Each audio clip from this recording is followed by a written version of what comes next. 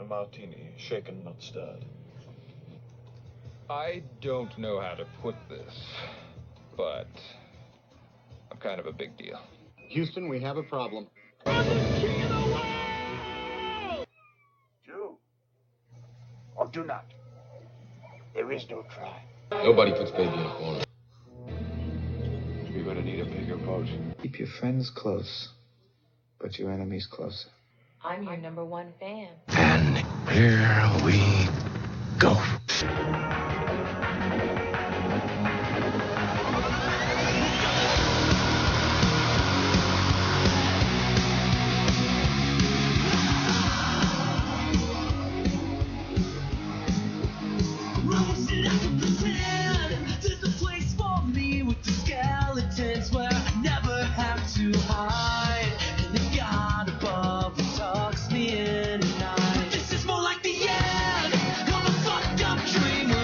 Welcome to another edition of the Cine-Men movie podcast, guys. Thank you for joining me here for this year-end episode, this best of 2019 award show. And I am your host, Juan, joined here alongside Roundtable Talk with Ed.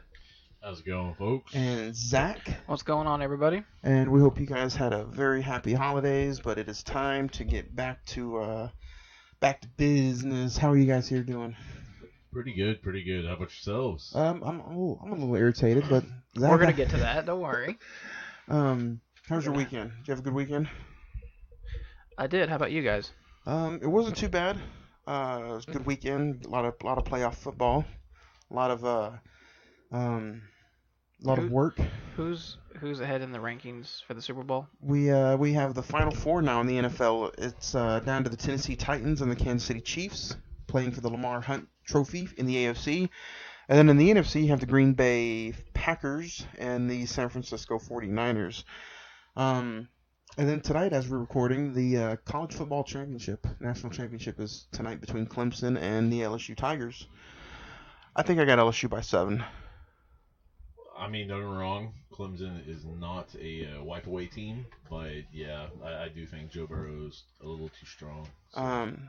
So and then I'm kind of hoping for an upset in both of the NFC and AFC games. So I'm hoping that the Super Bowl is the 49ers and the Tennessee Titans. There you go.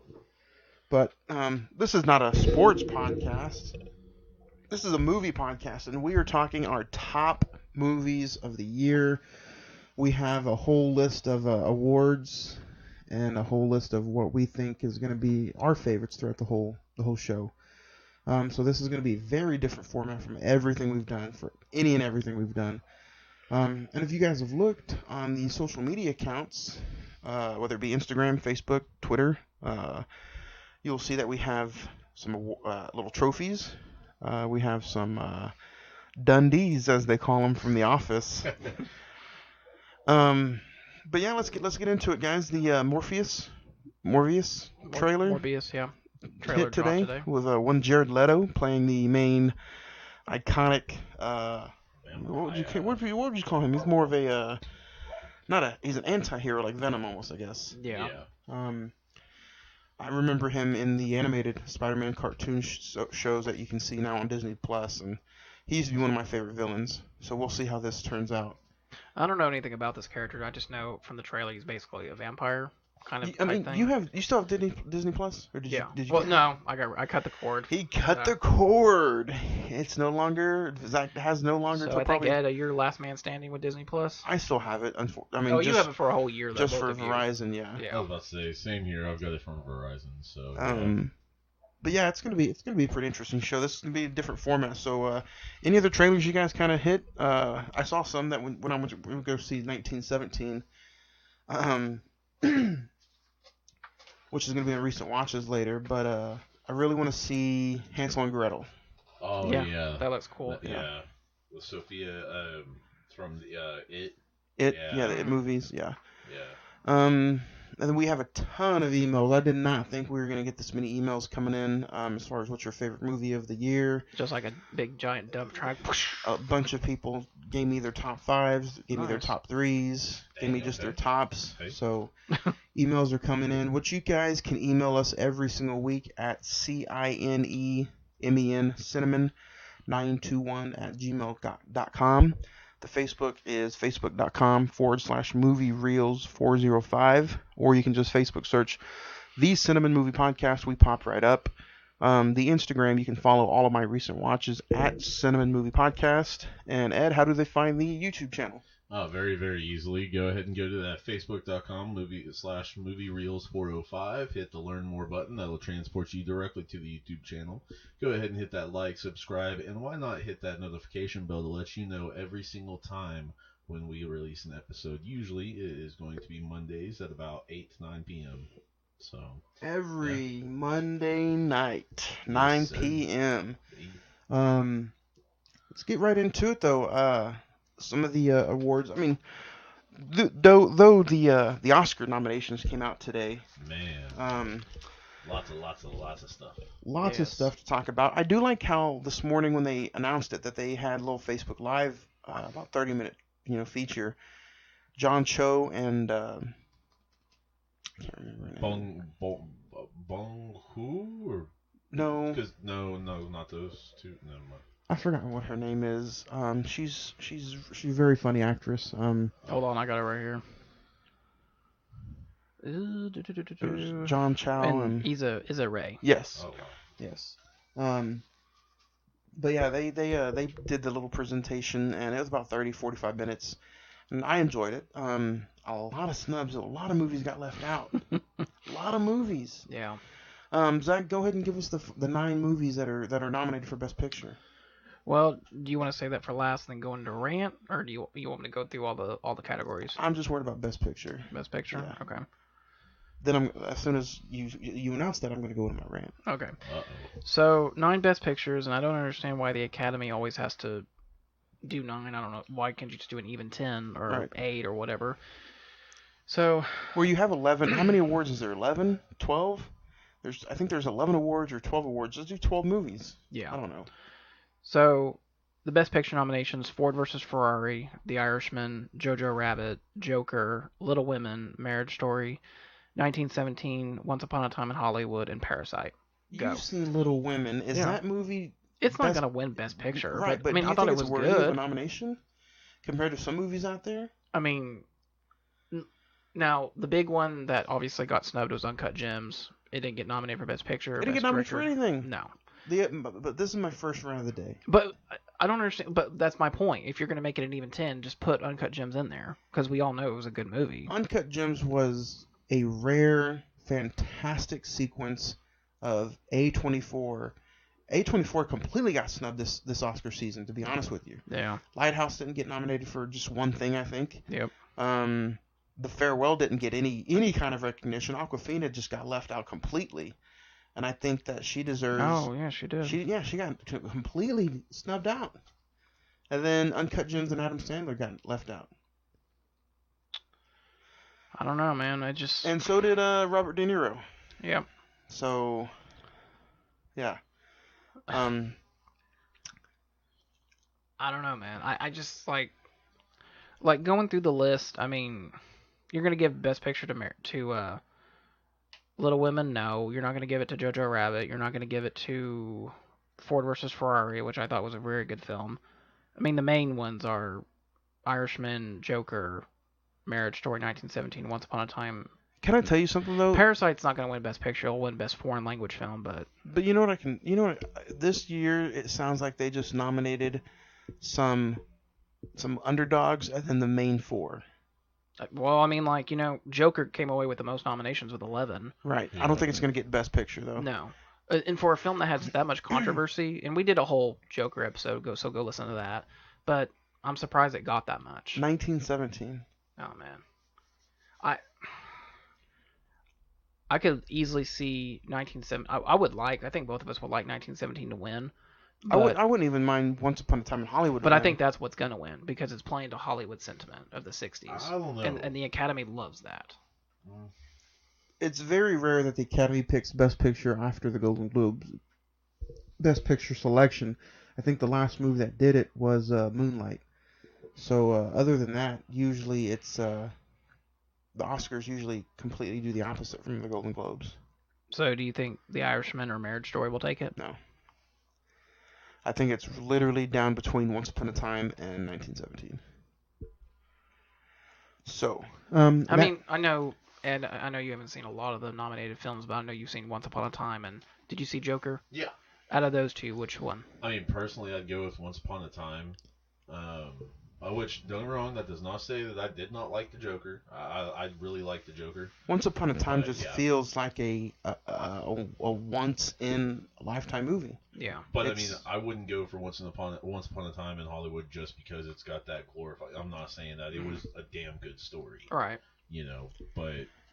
And then it's something that a lot of directors or even people don't do. They take something that's a historical fact and then they just change it on you. Yeah. That'd be like somebody making a movie about 9/11 where the towers didn't fall. Yeah, where they basically America stopped the planes. Yeah. Well, intercepted the hijackers. Right. Right. That's just something that doesn't rarely happen, and I could see the Oscars, picking that movie as well. Yeah.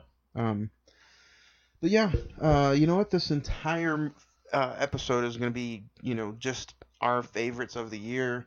So I have the Monkey Survey where people voted on what their favorite movie was. I'm going to go ahead and reveal those stats a little bit later on. I'm also going to do the emails throughout the show. Usually I save them for the end, but this week, since everybody just threw out their top 5, I'm going to name top 5s as we go. Okay. Why not? Before we get going on all this, what do you guys think of? We can do a roundtable discussion. What did you guys think of the year as a whole, like film-wise? I thought it was pretty good. We had a few of them that were just kind of the known popular films. I mean, don't get me wrong, but overall, personally, I feel like it was a good year. I mean, yeah. What about you, Johnny? My entire 29 years of existence, I think this is the best year that there's ever been.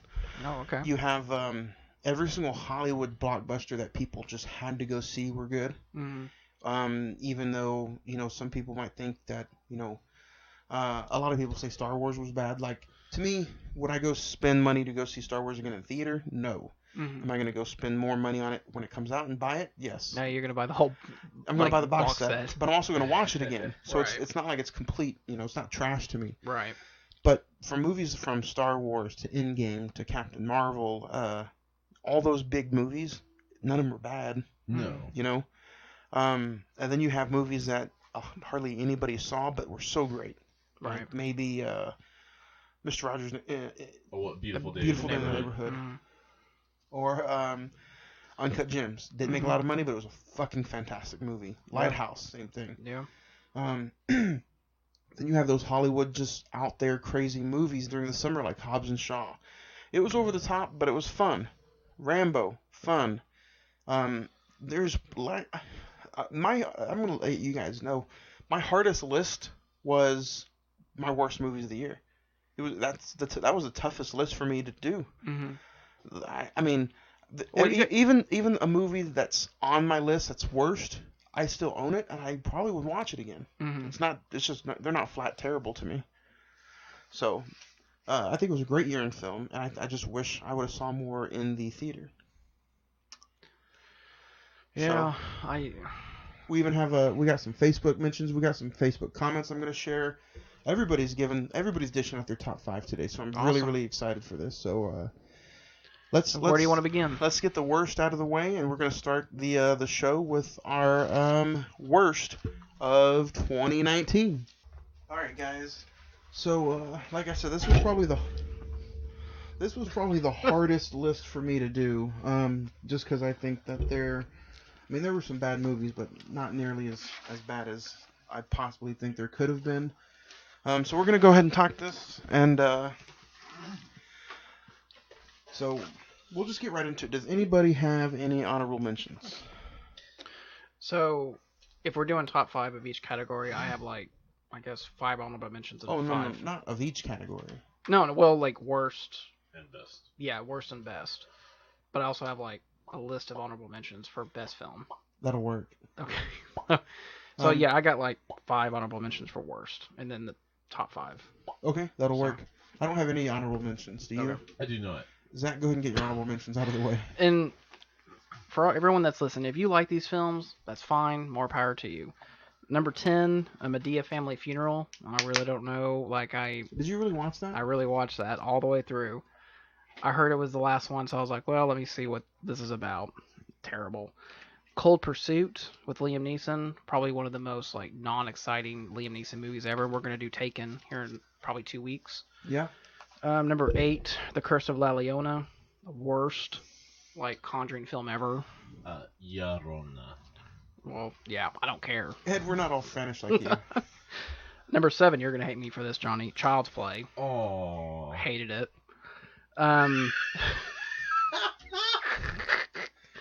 Number 6, Men in Black International. Ugh. So yeah, that's my 5, and I'm gonna get so many angry emails. Just go ahead.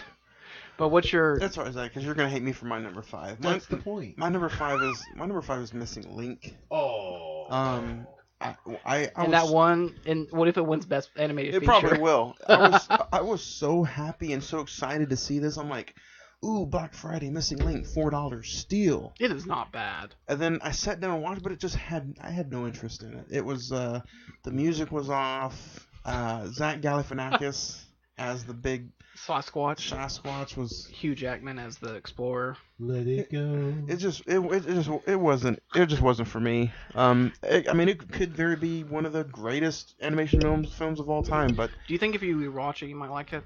Maybe. But you don't really want to rewatch it. I was bored with it the whole time. Ed, what's your number 5? So I want to go on to state that I have not seen as many movies as these two over here have. I've probably seen at least maybe 35% that y'all have. So just stating that I've seen these movies doesn't necessarily mean I don't like them. Yeah. But it just means that you probably wouldn't want to rewatch them again. Not necessarily. There's a couple that I do. So I will mention that. So you're saying there's a chance? It's 1%, but it's there. Good Boys. I mean, I thought you really liked it. Hold on. Yeah. I liked Good Boys, but it was kind of just after a while I've thought about what you were saying about it, Johnny, and it's made sense to the point that it is just profanity. You take that out. It's basically super bad for tweens. This is you know how there's some famous NFL lines out there. You play to win the game. Yeah. This is why we Defense do this. wins championships. This is why we do this show, because your thing could change at any time. You could love a movie at 1 minute, the next time you go back and be like, hey, But number 5 for you is Good Boys. Yeah. Doesn't mean I don't like it. Just It's kind of soured on you a little bit. A little bit, but yeah, it's okay. So that's a shock. So far, that's the shock of this show. Right now. So we just started. I've got a couple more later on. So okay, Animal House was kind of the first one. Then American Pie tried to recreate it. They did their own thing. Ended up pretty damn good. And then all of a sudden, freaking Superbad came in, did our thing, and made it a little different.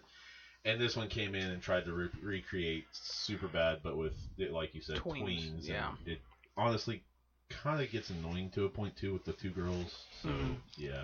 Zach, what about you? What's your number 5? Number 5, Yesterday, the Beatles film. Son of a bitch. Where he basically. God damn. Dude, we're probably gonna walk out of this room hating each other. I know. I went to the theater and saw this. I was bored out of my fucking mind, dude. And I really like the Beatles. No. Terrible. Yeah, I don't take back anything I said about Missing Link now. So you didn't want to hold their hand? No. This is gonna be an interesting show.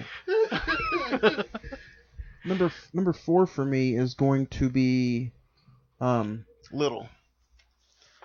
Is that the Tiffany Haddish? Is she in that? Yeah. Okay. Where is she? It's almost like a reverse Big. What was the Marlon one? The Wayne brothers one? Didn't they do one where he was like a little baby or something? Oh yeah, yeah. Oh my God, yeah. Well, no, he wasn't a baby. He was just he was really short. Yeah. And Little Man? Is that Little it? Man. Yeah. Pretty funny, but they kind of lost their touch a little bit. But yeah, mine is Little from this year. That's my number 4. Not funny or not a good concept. It had its moments. but it just felt like it was trying too hard, and I don't have any desire to rewatch it. Ed, what about you? What's your number 4? You're probably gonna hate me for this one, mostly, Johnny. Go for it. Rambo: Last Bullet. I mean, personally, and this goes for a couple other recent Stallone films. I just feel like he's trying to, and I mean, don't get me wrong. A lot of the this is kind of another shock. Ed's usually all about saying the F word and all about crude children, and he's all about blood and guts. You basically described our coworker. But I mean, it just feels like he's trying to recreate his youth. I didn't get that from it, but I rewatched it last night. That's my recent watches. Is it as good as we remember it? No. Okay. Well, I mean, I personally would have rather him have like a nephew, and he taught his nephew all kinds of badass shit to do, and his nephew was the one saving his ass, and he dies at the end of the film, goes out in a blaze of glory, and the nephew is the new champion Rambo guy. You know what I mean? Like, instead of you got yourself a script there, Ed. Finish it. Try to sell it. Stallone.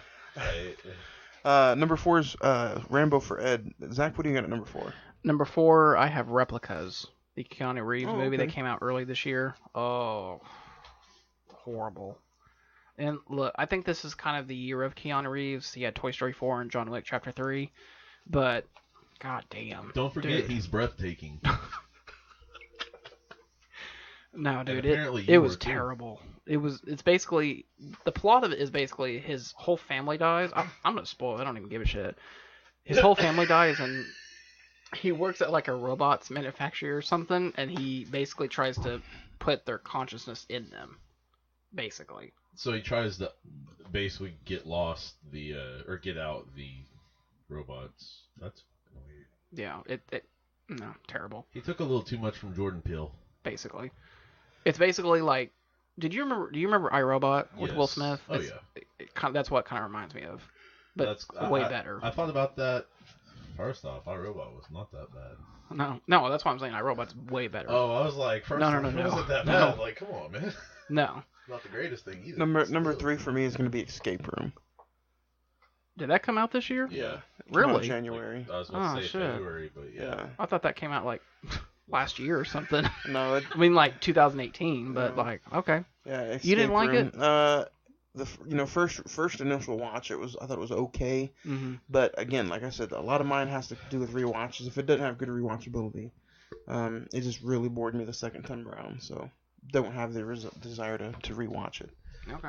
Number 3, Escape Room. Ed, what do you got for number 3? Number 3, y'all might hate me for this one too. Crawl.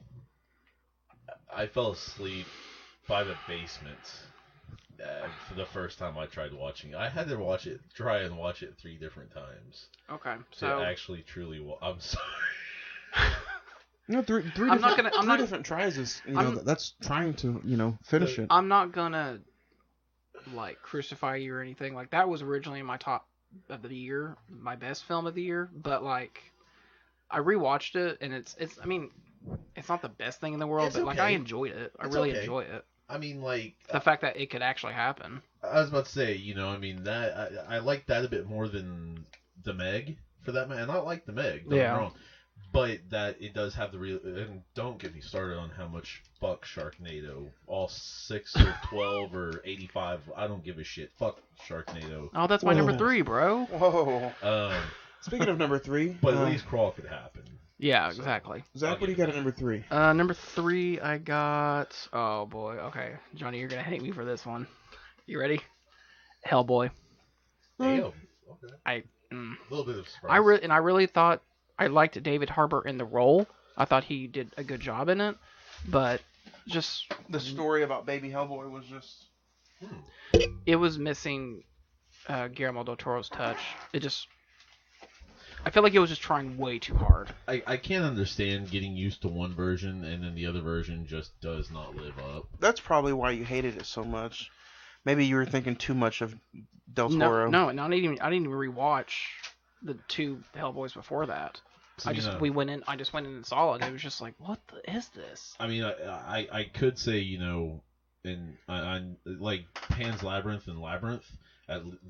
Basically, Pan's Labyrinth had the star power and the little kind of at the time the really 80s feel, so it was good, and it still I still like it. Don't get me wrong, but like the Labyrinth, because of Guillermo, or am I reversing these? I'm maybe reversing these two, but with the Labyrinth it had Guillermo del Toro, Pan's Labyrinth.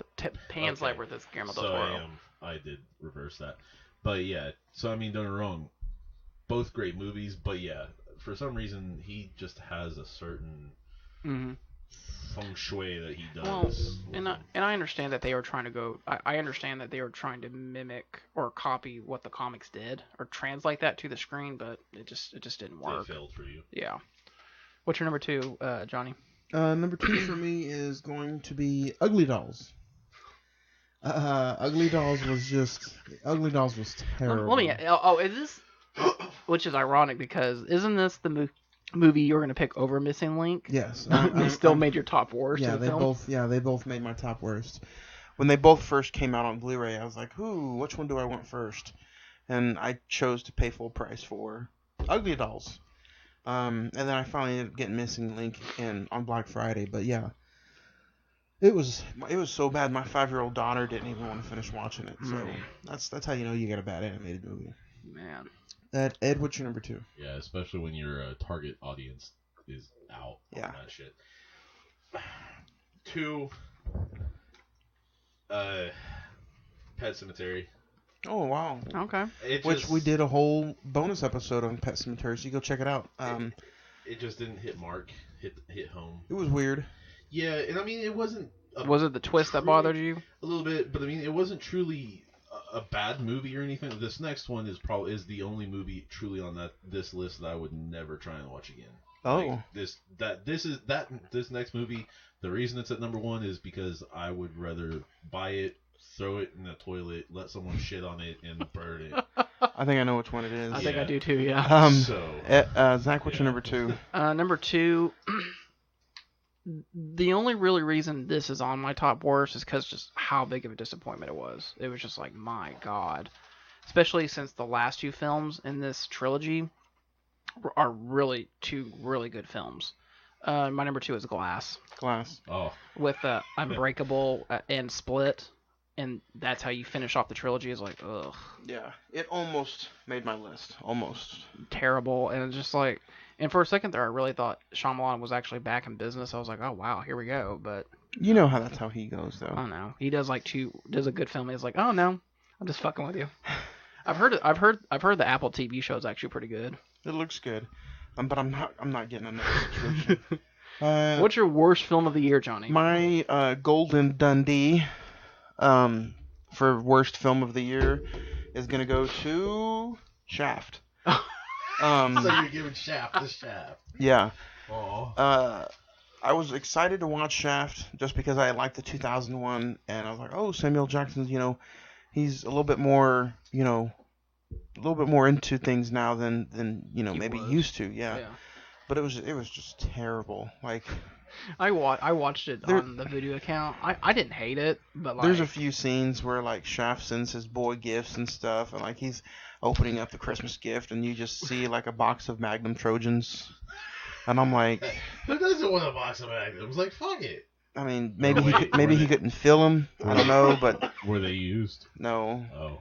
Well. And then there's some other. It was bad. Like, it was bad. It's really one of those movies that character does not need to be touched again. The franchise does not need to be touched again. If you want to dish out $10 million to make a movie, make something else. I'm done with Shaft. And so if they came out tomorrow and said Grandpa Shaft is coming out, no, that almost like if Marvel ever wants to do a Nick Fury movie, I will probably never be interested because I just saw Samuel Jackson in Shaft. Like anytime. Grandpa Shaft, get the fuck off my lawn, you motherfuckers. No. Next spring. It's bad. You want to start writing the script now? Yeah. Ed, what is your worst film that you've seen this year? 2 words. Fuck Countdown. There we go. Is that you guessed it? Yeah. I knew it was going to say Literally Countdown. I heard that was horrible, man. Okay. If they had a good concept, but just executed terribly. So literally, I like the story, and I like the story play, and the actors are okay. I mean, it's kind of one of those to where you're given like unknown guys or maybe a couple knowns and shit like that. Great, good for you. But the fact of the matter is their use of a ringtone is extremely fucking annoying. The classic Apple ringtone. No, it's a ringtone that screams at you like your mom or your wife when she's pissed. Oh, you want to go jump off a bridge right now? Hey, fuck it, why not? You actually, when he went and Yeah. saw that, and he talked about on recent watches, like he talked about it back-to-back weeks, how bad it was. So. Yeah. Um, And you chose, and this is not your fault, but you chose that over Joker. Well, I made a promise. Worst decision of the year. I made a promise though, and she's seen it, so we seen Countdown. If she listens to this, she's gonna kind of look at me like, "Are you fucking kidding me?" Keyword would be it. Did she like it? So, she liked it. She says it was still a good movie. I just, after that like fourth time in 20 minutes using the ringtone, I'm done. I was just like, this is bullshit. I mean, the only thing that kept it going was they used some mythological bullshit and some stuff like that about curses and all. So I like that part of it, but other than that, yeah, fuck that movie. Zach, what is your Dundee for the worst film of the year go to? Well, I'm pretty sure everyone can guess what my worst film of the year was. Star Wars. Yes. Oh. No. My Dundee for worst film of 2019, Lion King. Oh, yeah. Ever since I came on a show and bitched about it every single episode, oh god, it just can't one of wait the to be worst king. things, man. Did you rewatch? No. Or did you watch Aladdin? Yeah. You like Aladdin? I liked Aladdin. Yeah, I liked Aladdin way better because at least they took some risks with it. This is just shitty one shot after shot remake of the original film. Just like that's not the point of a remake. You must not like the Vince Vaughn Psycho. You know, ironically enough, I've never seen the Vince Vaughn Psycho. You need to watch it. Which I know you guys liked it, but I mean, I don't think he's seen it. I haven't. no, seen it you seen yet. the Lion King. Oh yeah. I know you guys both liked it, but It was okay. I appreciate it mainly because of the work that went into. Made me feel like a little 5-year-old little kid again. Yeah. Well, that and the cinematography work that was really nice. Then I cried when Mufasa died again. no, I mean. no. No. Like, come on. Don't They ever didn't do put that again. shit- First off, they needed to put that in there. And here's the thing, for some reason, I never go to the bathroom when I go see a film in the theater. I had pure diarrhea. I had to get up to the bathroom and go because my stomach was like, "Fuck this, I'm done." So if that Imodium. tells you. Imodium. So- Just saying. But yeah, I don't know. We might do a Lion King episode later this year, so I could bitch about it some more. Apparently. I mean, a lot of people remember that episode, so. Like I said, we're gonna stop in between some stuff and talk about people's and listeners' top fives. A great guy I used to work with, Pito. I used to work with him at FYE. His top you used five. to work at FYE? Yeah. Oh. His twice. His top five of the year. We'll start with number 5 and go to number 1. Is The Farewell, Joker, Once Upon a Time in Hollywood, 1917, and Marriage Story. Nice. So Nice. that's a pretty good top 5. I will say I've seen every single one of those movies now, and wow. Yeah. Like I said, it's a great year for movies. I feel mean- like a lot of those are going to get mentions. If not, one of those will probably win. So. But we got on here and kind of bitched out the Academy, but it is going to be an interesting Oscars to see who's going to win everything. You can't and this is the thing, you can't nominate everything. You Exactly. can't have like 20 movies nominated, but for the movies that I have seen that they nominated, they deserve it. Right. Let's give out our first award. I actually have another. I actually have another award. Oh. I don't know if you guys, if you can come up with someone on the spot, but Great. no, mine is MVP of the year of 2019. My pick is Scarlett Johansson. I thought she had an incredible year with Endgame, Marriage Story, and Jojo Rabbit, and I mean she's going to be a Black Widow later this year. So keep on going, Scarlett. Yeah. I'd say Keanu Reeves then. I mean, don't get me wrong. That's a Either good that one. or Brie Larson. Okay. That's a good one. Hey, fuck Okay. it. Yeah. Brie Larson, most hated person this year. Let's go. Man. Oh, I don't know why either. Well, you know that there's petitions out there for her to be Captain Marvel. Mine's gonna be the Sandman. Sandler. Okay. And anytime you can, still continue to put out funny stuff on Netflix. Ed, earlier in the summertime, you told me about Phone Wallet Keys. Mm-hmm. And you told me about his Fresh special. And then. And you abruptly told me to shut the fuck up until you actually listened to it. So yeah. And then when you finish out with Uncut Gems, the dude had a phenomenal year for me. Finally, people got to see what kind of actor, comedian, guy this man is. What he can be, yeah. Yeah. And that's right off the top of my head. But for right now, let's talk about best cinematography. As far as what kind of movies we've seen that we just thought, that came out. Again, this is not a top 5. We're just going to name. And this is what I think is the best for me. So, Zach, for listeners out there, kind of explain what this means for certain movies. Basically, it's the making of the film, like camera-wise, how a film can be filmed in one aspect, either aspect ratio or like a continuous take or anything like that. Just long like shot, wide take. Yeah, anything that can be used to make a film, basically. I mean, pretty much. Director is basically the creative person behind the whole thing. Cinematography, all in all, is basically the one who does the shot. They're basically like the photographer, but for a movie. Exactly. So I'm just gonna throw mine out there. I'm gonna give it to Ad Astra. The way Ad Astra was shot and the way you've really come around on that movie. I have. I'm proud of you. The rewatch has been pretty amazing for me, and it's for those of you that like those deep, in-depth sci-fi movies like 2001: Space Odyssey or what else can come to the so that's what kind of feel it has, a real old school feel to it. It's kind of like I've heard one of the doctors I work with, he compared it to it's like Interstellar. Yeah, 2001 meets Apocalypse Now, kind of. Yeah. Like him just kind of talking about theological stuff in his head. Yeah. So. That would be mine. So. I might like that one, truthfully. I might have to get on that train. Ed, what about you? As far as best cinematography for you, who does it go to? So, I mean, don't get me wrong. I know this wasn't just beautiful landscapings and all that. It was kind of the drudges of a town. But I'd give it to Joker. Personally, I loved how that just set up scenes and set different ways of, having different shots and different angles makes what it is. And that's simply just... I mean, don't get me wrong, there's so many people now who just are tourists to a damn set of stairs in New York. It's so That is a beautiful shot when he's going up the stairs. Yeah. Yeah. And then, Yeah. And then, or he's walking then he dances down them. Or he's walking down by the homeless people getting ready to go to those stairs. Yeah. There's just a lot in that movie, and honestly, it's kind of hard. The three things, it's hard to take in all the aspects and the aesthetics.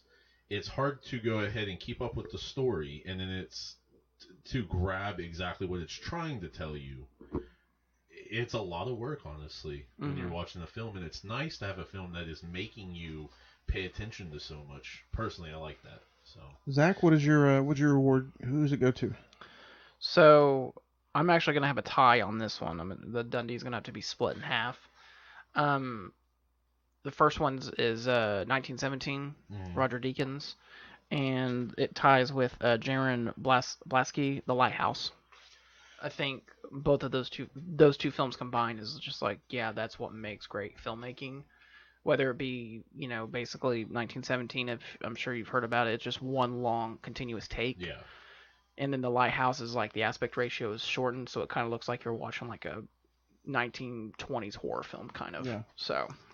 Which is very good. Anybody out there who wants to check it out, I highly recommend The Lighthouse. Willem Dafoe, Robert Pattinson. It's Zach. How would you between them two? It's kind of just like a strange something. It feels like something you're not supposed to watch. You know what I mean? Mm-hmm. Oh, so like Antichrist. There was a. I can't look at William Dafoe the same after Boondock Saints and Antichrist. So. Yeah, you know, there was a couple moments we thought there were going to be some Antichrist moments, but there's not. Oh jeez. There's not really. I'm gonna go ahead and before we get to the next one, right quick. Anonymous would like to say my favorite movie of the year is Endgame. Such a great way to end the Infinity War series. It doesn't get much better than that if you're a comic book movie or superhero fan. Probably a lot of people will agree with you. I mean, in all honesty. And then Jessica says, let's get some votes. I really enjoyed Hustlers. Jennifer Lopez, my favorite movie of the year. I think she was snubbed. She didn't get a nomination because a lot of people thought she would. I think she's definitely the best part of that movie. Yeah. So. So do I. Now let's go on to best screenplay of the year. For you, to me, a screenplay means some of the best dialogue you're going to hear of the year. Mm-hmm. The way the movie is just written and put into the listener's choice almost. Yeah. What about you? What do you think? I'm gonna add on to that.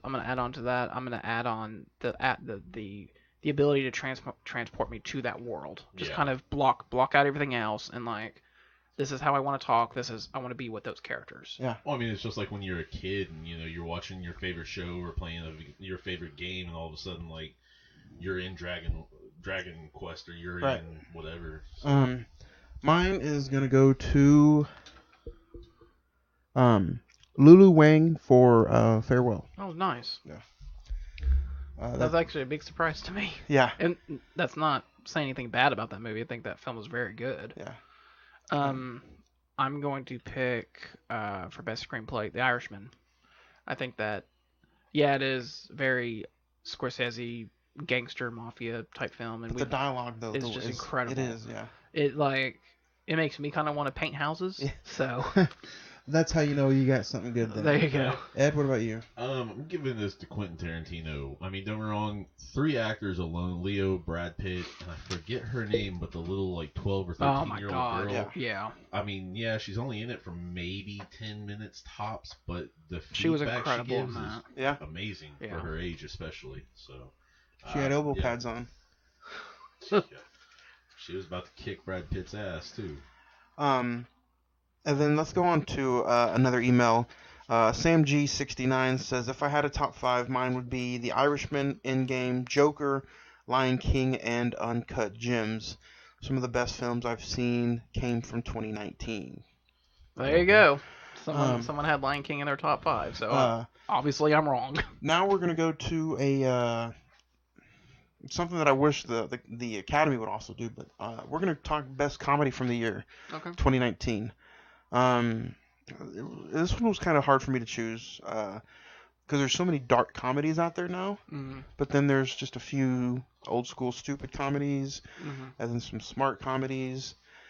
Mine's gonna be The Art of Self-Defense with Jesse Eisenberg.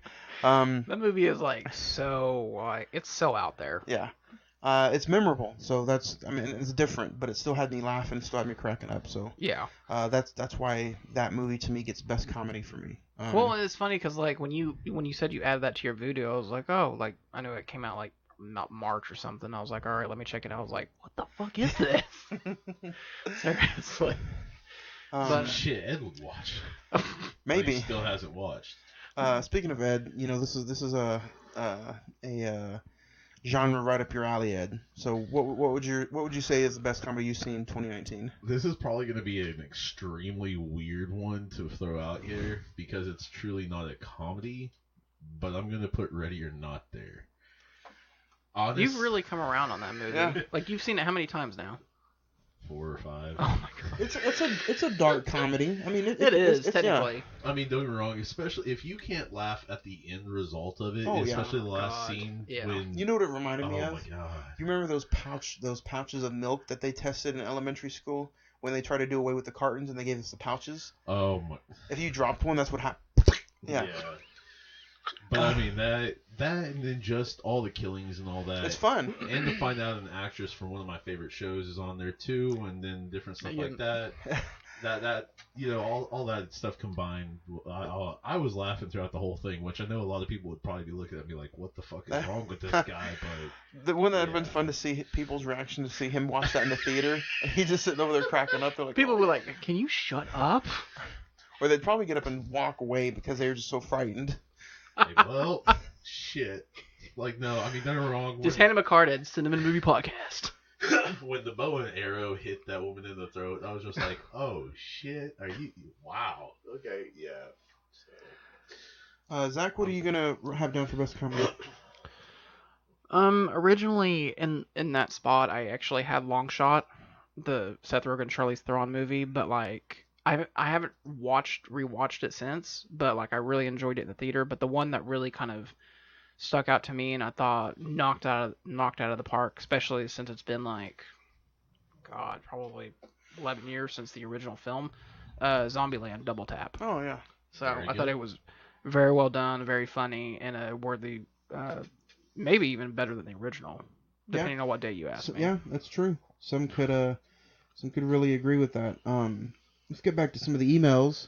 Let's see.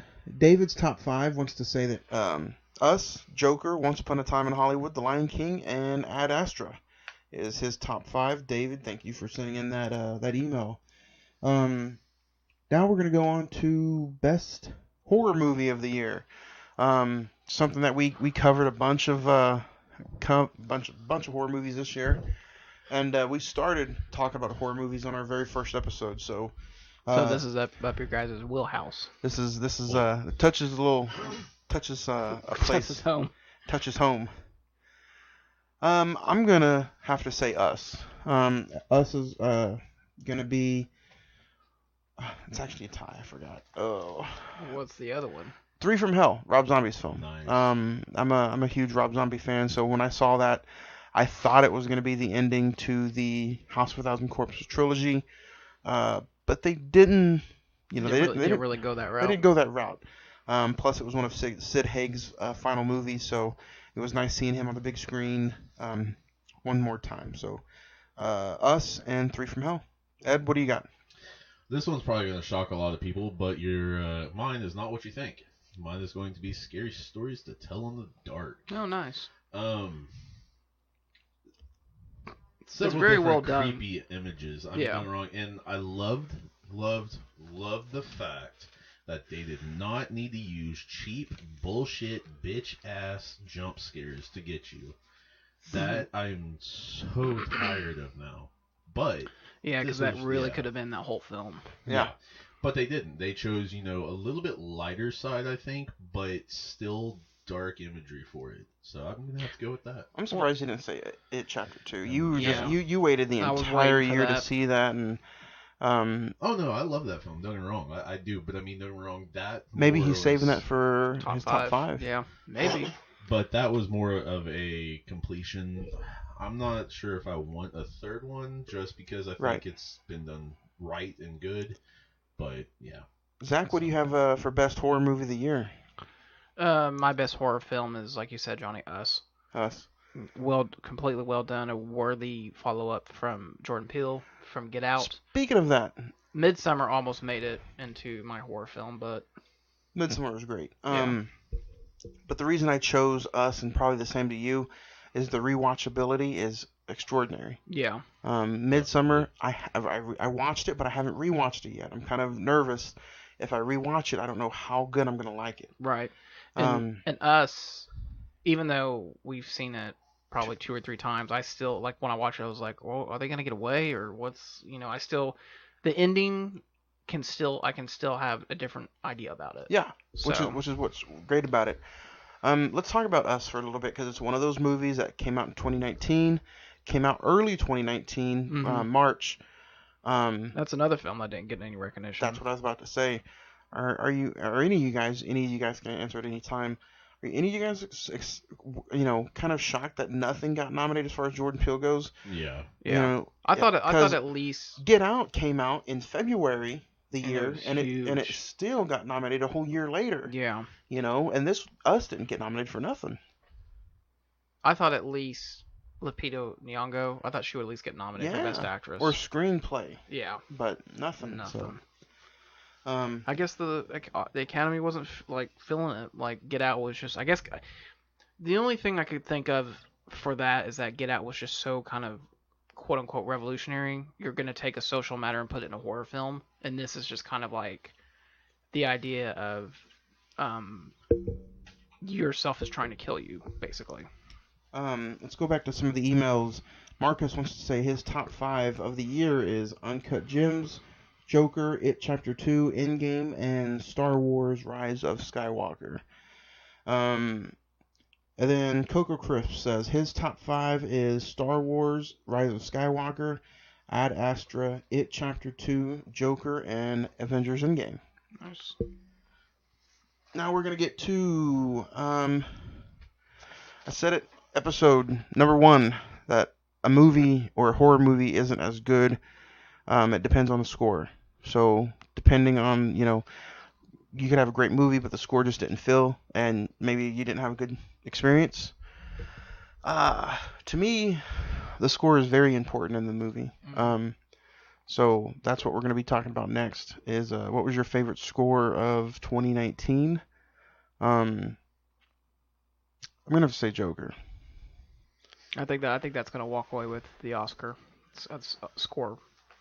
And if I had to just, say why, some of those scenes don't feel as powerful, or some of the dialogue scenes that Joaquin Phoenix does isn't big, or doesn't feel big unless you hear that stuff in the background. Mm-hmm. Music in the background makes so much difference. And kind of a side recommend for both of you, Joaquin Phoenix was actually on 60 Minutes last night, and he kind of explained the process of playing Joker and how that score kind of influenced him to do like ad-lib almost on the set. Yeah. So, Ed, what about you? I'm going to agree with one of y'all's last choices and go with the score of Us. Personally, I always thought that one gone ahead and the tethering is of course by a wire or a string or something like that, and to me that was a lot of stringing for that matter. mm-hmm. And personally, I like more of an original composition than older songs or newer songs put in and at right places and all that. So I'm going to go with that just because I thought it represented part of the movie very, very well for me. So. Zach, what about you? I'm gonna pick a score that we actually just saw this week, that we heard from this weekend, 1917. I thought it was both beautiful and haunting, and it like pumped you up during the war sequences, but it also kind of made you sad about what war does to humans and the outcome that it leaves behind. Yeah. So like the scene, well, I don't want to spoil it, but yeah, you'll see if you get to go see the film. Yeah, it was one of those scenes, almost like, well, and this scene is in the trailer, but like when he's swimming across the river and he's bouncing up against all those bodies. Yes. Oh. Yeah. Or it's also in the trailer when he's running across trying the to battlefield. Get to the, Mm-hmm. and the explosions are just going off behind him. It's no Saving Private Ryan, but if there's 1A, 1B, 1917 would probably 1B for me. Nice. The next one we're going to talk about is Best Animated Feature. Best Animated Movie. If there's any you've seen this year. Missing Link? If you've seen 2, you had to choose between 1. So I probably saw about maybe 10. I'm not sure. There's still more I haven't seen. Do you see more animated films because of the kid than you normally would see? Yes and no. Mm-hmm. I see more in the theater now because of the kid. Okay. But if it's just me, I'll just go. I'd rather just go buy it. So. Okay.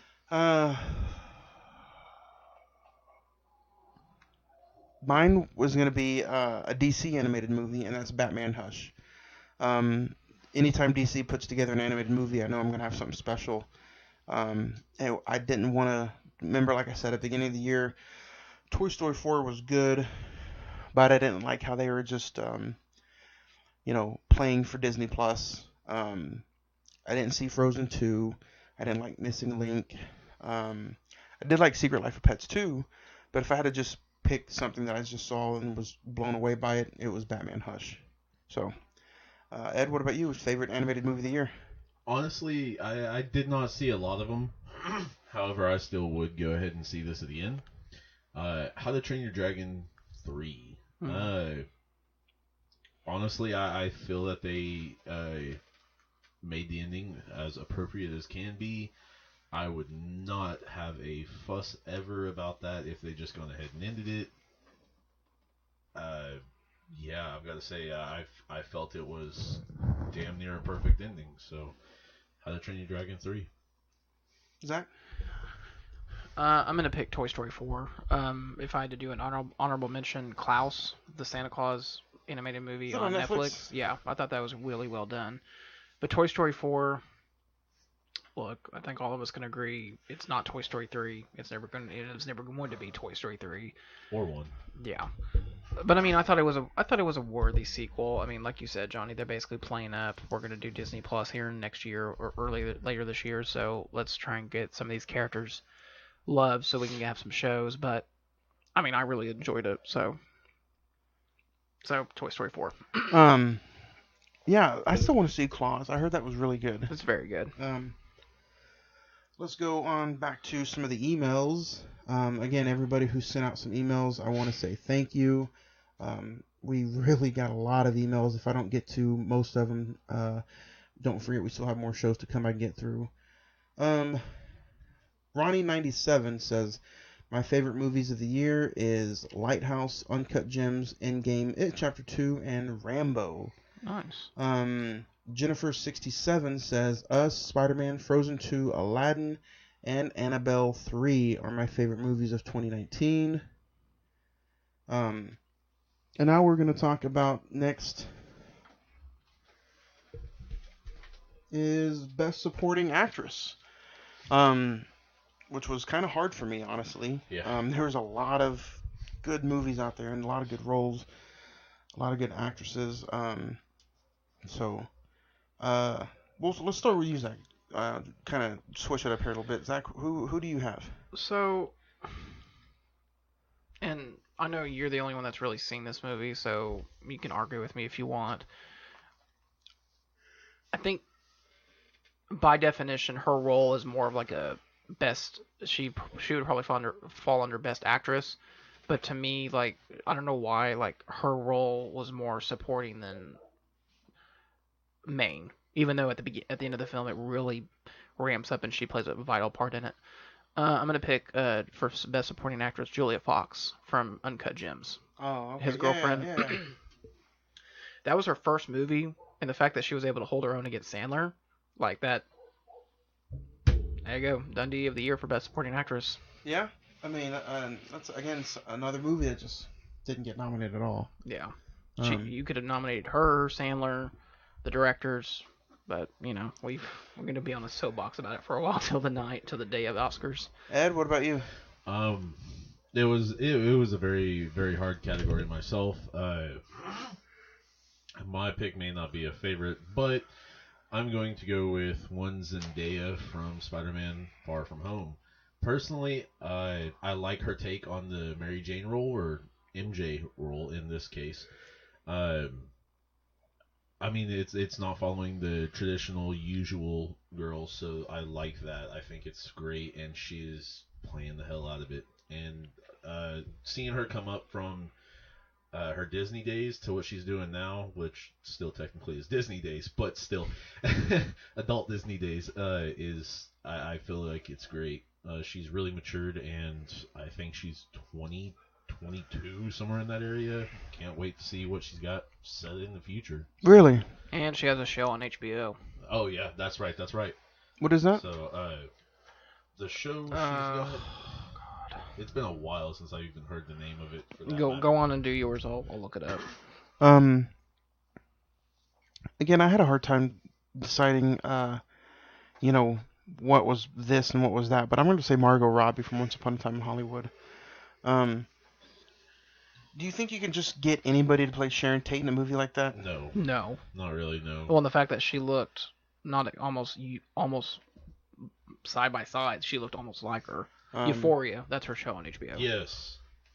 That's kind of funny, because I was thinking Euphoric. But no, I agree. Her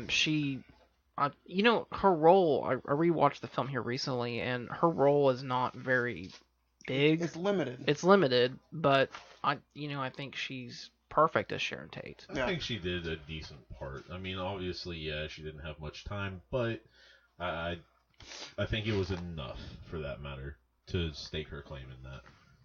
But that's who I think is a good supporting actress in any kind of movie, especially one like that. So now we're going to talk about supporting actor, and this one was tough. Yeah, this one was really tough. But Zach, go ahead and let me guess who mine is.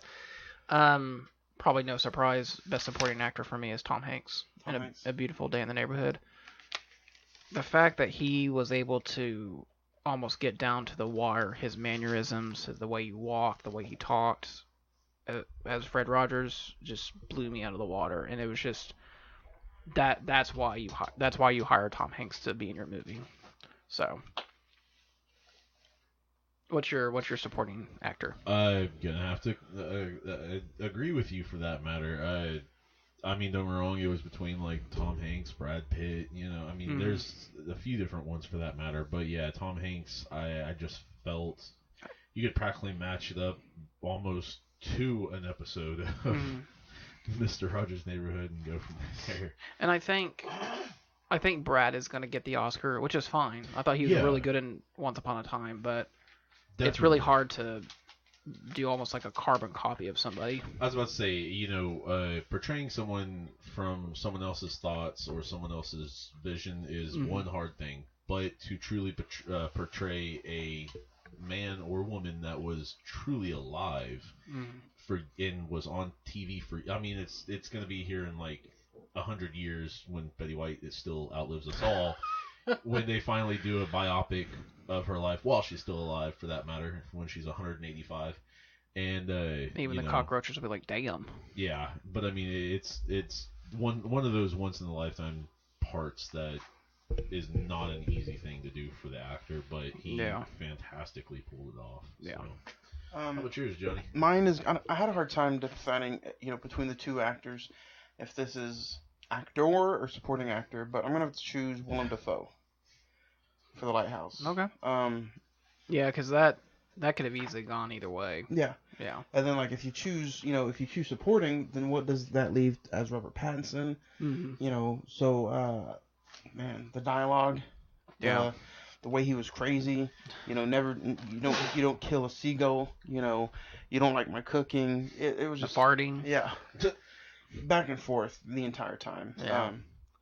He's crazy in that damn movie, and it's sad that neither one of them, especially him, got any kind of recognition. But I'm gonna have to choose Willem Dafoe for The Lighthouse. So cool. Now let's get straight to directors. We just did an episode last year as far as our top 5 directors go. And throughout the entire year, I knew we were going to do, an award show or a best of show. And I'm like, man, Tarantino's going to be my favorite director of the year. We did a whole month towards him. Yeah. But that's not the case. So, yeah, that's not the case. What do you pick, Zach?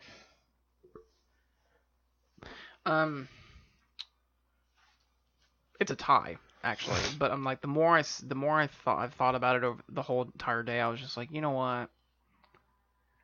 My tie was going to be with Tarantino, but Tarantino's doing what he does, and that's awesome for him, and we know what to expect from him. But for me, I'm going to change it to Best Director Sam Mendes for 1917. Nice. He had an impossible job of telling the story of World War One, and we don't get many World War One films, and it was, a challenge to begin with of what he was trying to accomplish, and I thought he fucking knocked it out of the park. So that's my best director. What about you, Johnny? Mine is gonna be the Safdie brothers. Okay. For Uncut Gems. I think I completely loved what they did for Good Time. We had a whole Good Time episode that we talked about. I completely just jerked them off the entire hour and a half for that episode. I thought Good Time was an amazing movie, but Uncut Gems just knocked it out of the park. Would you say, like, right now that's your best, like, your favorite directors coming up right now? You know what they remind me of the Coen brothers. Yeah, they do. And just more edgier. film. Yeah, more edgier. And I enjoyed it. Uncut Gems, ranting for the rest of the year. Ed, what about you? Favorite director? It was a hard one to pick between these two. But personally, I mean, I'm just gonna have to go with Quentin Tarantino. Personally, I mean, honestly, you rewrite part of history to a point, but you make it a damn good way of rewriting it. On top of that, I mean, it was between, for me, Todd Phillips and Quentin Tarantino. Joker, Todd Phillips, and Once Upon a Time in Hollywood for Quentin Tarantino. So I'm gonna have to say Quentin for me. Go back to some of the emails. I can't remember which one I just read. I think Jennifer was the last one I read. Yeah. Jeff, 1988 says, my top 5 would be Joker, Scary Stories to Tell in the Dark, Uncut Gems, Endgame, and Star Wars. Mike says his favorite top 5 would be Endgame, Captain Marvel, Ad Astra, The Irishman, and 1917. So as we continue to get through some of the emails, now we're going to talk about our favorite actress of the year. Again, another hard decision for me. It was really, really tough between these two, but I'm going to go ahead and, after rewatching, I'm going to have to say Renee Zellweger for Judy. Okay. It was between her and Awkwafina for The Farewell, and how I enjoyed Awkwafina literally the entire time. Dude, Renee Zellweger as Judy made me tear up. Anytime you can kick me in the gut and make me have the feels, that's going to be something I'm going to remember. So, well, and the fact that she was able to embody who Judy Garland was at that point in her life was truly incredible. Ed, who do you have as your favorite actress of last year? Actually, I'm going. She's done a couple movies this year. I am going to go with Lupita Nyong'o. Nyong'o. Okay, yeah, Nyong'o. I think anything she's been cast in this year, she's done wonderfully as. I feel like she's played the part as well as anybody could. You got it for Us, though.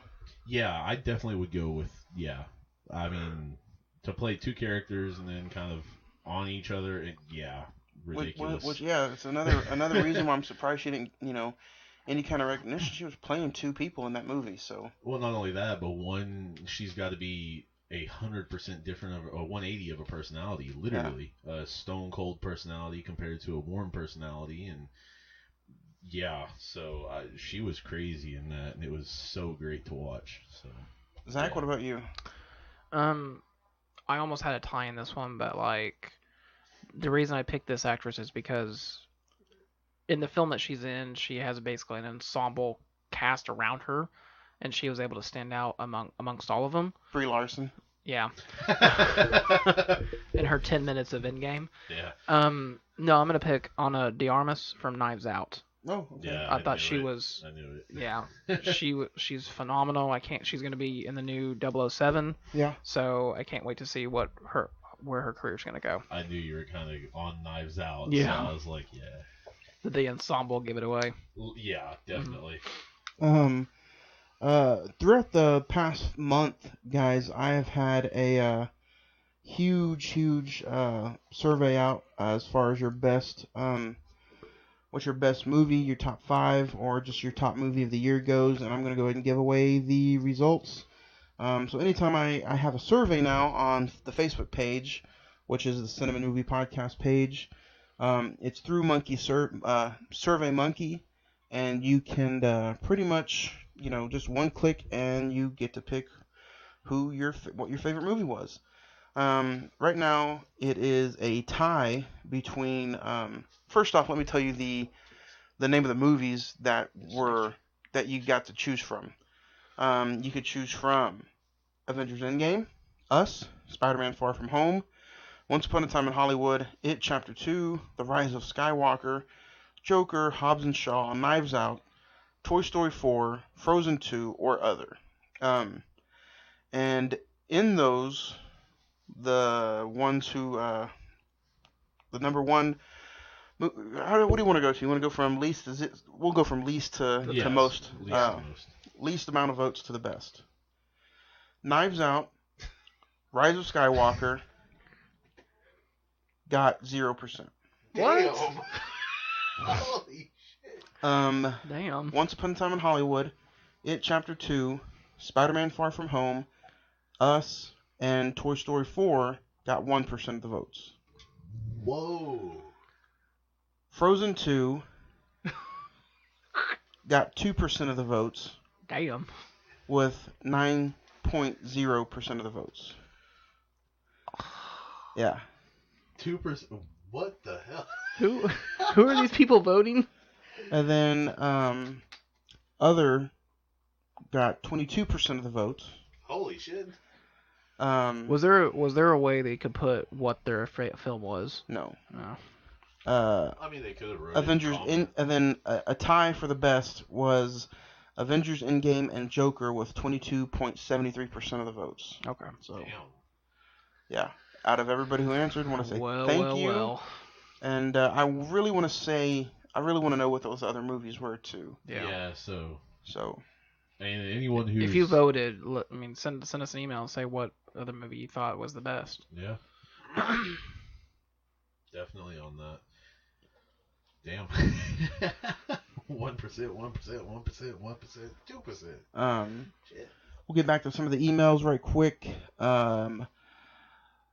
Just got done with Mike. Anonymous says, my favorite movies of the year in this order are 1917, Once Upon a Time in Hollywood, Chucky, Star Wars, and Dolomite Is My Name. Mm. Dolomite was my name. Got no Oscar buzz either. They got nothing. Miguel says, Irishman, Marriage Story, Star Wars, Joker, and Us is my favorite movies of the year. Gary88, this is has nothing to do with the top 5, but he says, the hell with it. The Book of Eli is our damn future. Wow. I mean, there you go. It's a possibility. You never know. To be honest, just go to New Mexico like they did and ready up. Man. Now it's time for Best Actor. I don't think it's any shock for me that my Dundee goes to Joaquin Phoenix for Joker. I thought I was gonna go into Uncut Gems and be like, damn, the Sandman took it away from him, but ever since Zach was like, hey, we should do a bonus episode on Joker, so I went and saw it opening weekend. We're in January, man. I'm still talking about this dude. I've seen it 3 times in the theater. I bought it. I've seen it again multiple times. And do you think that? I know he's the front runner, but I know he's like talks shit about the Academy so much. Do you think he's still gonna get the award, or you think they're gonna give it to Adam Driver or something like that? I don't. If it's not him and they just have a love obsession with Once Upon a Time, I think it'll be Leo. 2 Oscars about 4 years apart. I mean, yeah. I could see it, but but he's the front runner. I rewatched Joker last week and I said, yeah, that is the best performance of the year. Yeah, but it's not mine. But I would agree with what the fuck. that. Yeah. What the hell kind of sense does that make? I know it doesn't, but you go. Well, you could think that I see what you mean. Yeah. You could be like, damn, that is a great performance, but but since it's not one of my favorite movies, I'm not going to nominate it. I'm not, and I see that. Right. So, to me, that's just an overall perfect performance of Joaquin Phoenix playing a crazy person. Yeah. I mean, he got nominated for The Master, which he's pretty crazy in that too. So that's mine. Zach, what do you got? I was originally gonna have Joaquin, but I knew either you or Ed was gonna have that. I was like, well, I didn't want it to be 3 in a row with Joaquin, but that's fine. But my best actor is gonna go to Shia LaBeouf in The Peanut Butter Falcon. Which that's another movie that nobody even talks about. Damn. In the beginning of the movie, I know you've seen it, Ed. I think you'll like it. He's basically an asshole to this guy, but they become like brothers, inseparable brothers by the end of it. Kind of like how Tom Cruise and Dustin Hoffman in our Rain Man. Yeah. Fuck Tom Cruise. Oh, you're gonna be upset by our June episode. Yeah. But no, I think that is his best performance by far. And I mean, I didn't get to see Honey Boy, which is the film that he wrote, and he basically plays his dad. But I thought, it should be out soon on Amazon Prime. It's an Amazon Prime original. Yeah, but I thought, man, Shia knocked it out of the park, and I thought he was awesome in that movie. Yeah. So, Ed, what about you? I guess I'm going with the kind of popular vote, if you will. So I'm saying Leonardo DiCaprio for Once Upon a Time in Hollywood. I think he carried the load pretty well. I think he had a lot of help from Brad Pitt, so it was good. But yeah, I've got to say, I just feel like, I mean, those two, I know that's definitely the best duo of the year. I know supporting actor, I said Tom Hanks, but I mean, don't get me wrong, Brad Pitt was a very close second, and I think those two played it perfectly with each other, because I don't think it would have been as good with anybody else. So, yeah. So, 3 different actors, which, man, it was hard. It was a great year of actors. Great year of just film. Like I said, you guys are gonna get tired of me saying it throughout this episode. It'll be alright. We didn't want to spend too much time on it, but out of the 3 or 4 series that I've seen this year, we're going to talk about our favorite TV show. You don't have to be a top 5. It doesn't have to be. You started that. It doesn't have to be. It's not a top 5. So off the top of your head, it's just one. Just one. God damn it. Yeah. I've got 3 lined up. I already know 2. Oh, I know for sure 2 of yours, but I'm curious to see who's going to come out on top. No, we're just one. That's all you have to say. So, it was a great year for not only film and TV, film and movies, but for TV shows as well. Yeah. But the shitty thing is we didn't see any like the best shows that were nominated for awards.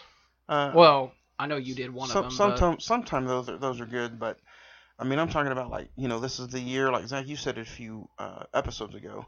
This was a lot of TV shows ending. Yeah. Game of Thrones, The Big Bang Theory, and how I want to say The Big Bang Theory is on my list or is my number 1. I still haven't got to see it yet. Mm-hmm. So out of all the ones I've seen this year, I'm gonna have to say the reboot of The Twilight Zone is probably my favorite of the year so far. I really wanted to watch that. I'm gonna say from my favorite show of the year was Stranger Things 3.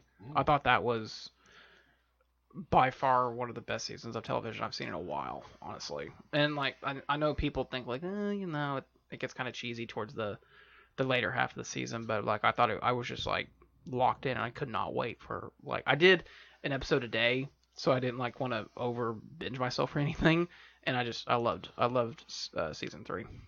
Ed, what about you? All right, here we go. I know most of you who have been watching or listening for the past 3 months know exactly what the hell I'm going for, but personally, it's Letterkenny. It is not even a U.S. show, but I don't give a shit. Those Canadian bastards are great, and they're shredding the ready. Tell somebody out there, who may not know. Don't explain to them what it is, but what is it about it that makes it so hilarious to you? To me, it's just the dialogue. It's extremely quick. A lot of people don't understand how to keep up with it. Some people will find it stupid. You're going to have those people, and I know a lot of people who do hate or dislike the show. But I do know a lot of people who fell in love with it from episode 1 and 2 and cannot get enough of it. I've probably watched, there's 8 seasons now, about 6 to 8 episodes each. I've probably watched them at least 6 times each season. Shut up. I know.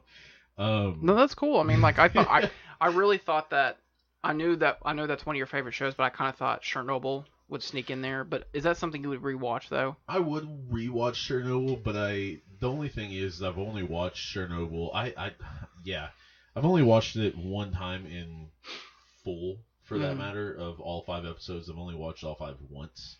So, I mean, you know, when I've got a show, like, I've been rewatching The Office every now and then for the past few months.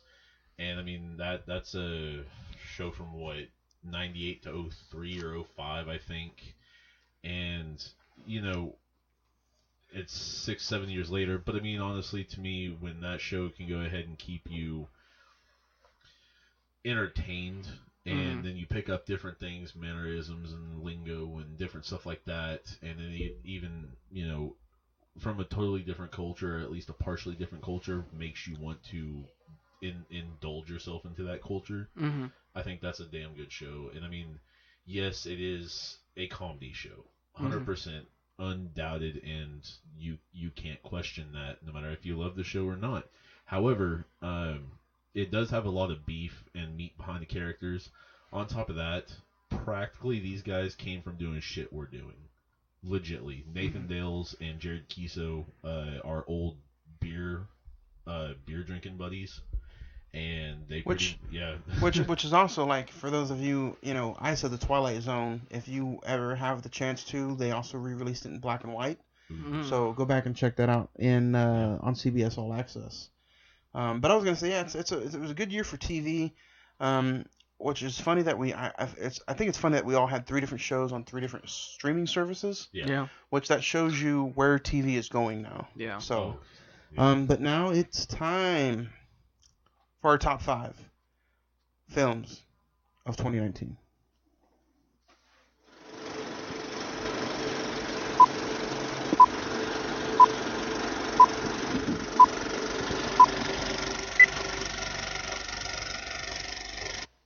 All right, guys, this is it. This is our top 5 movies of 2019. This was a really hard list to do. Yeah. I thought our top 5 films of the decade was tough, but this was a little tougher. Yeah. Let me explain to everybody how this is going to work.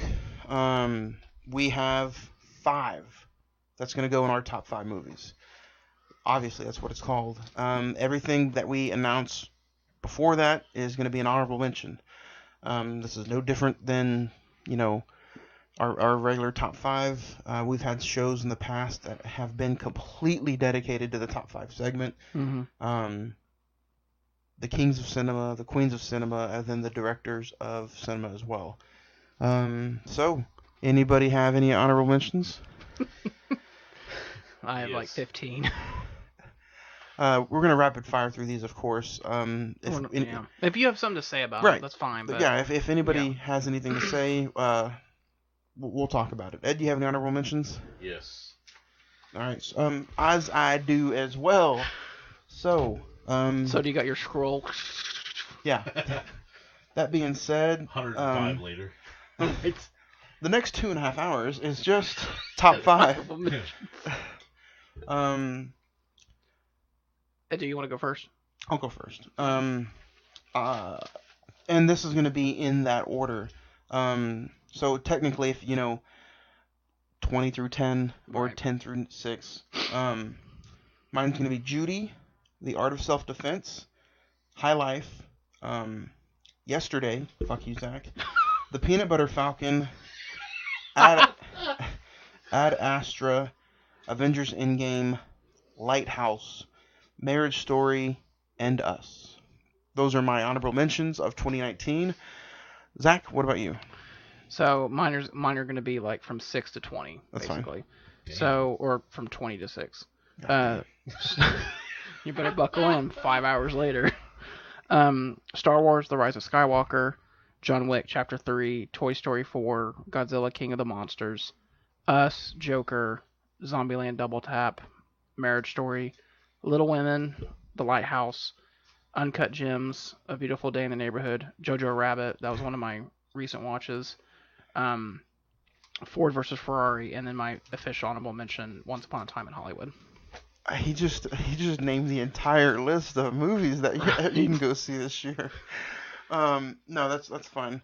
What do you think of Jojo Rabbit? You think it was?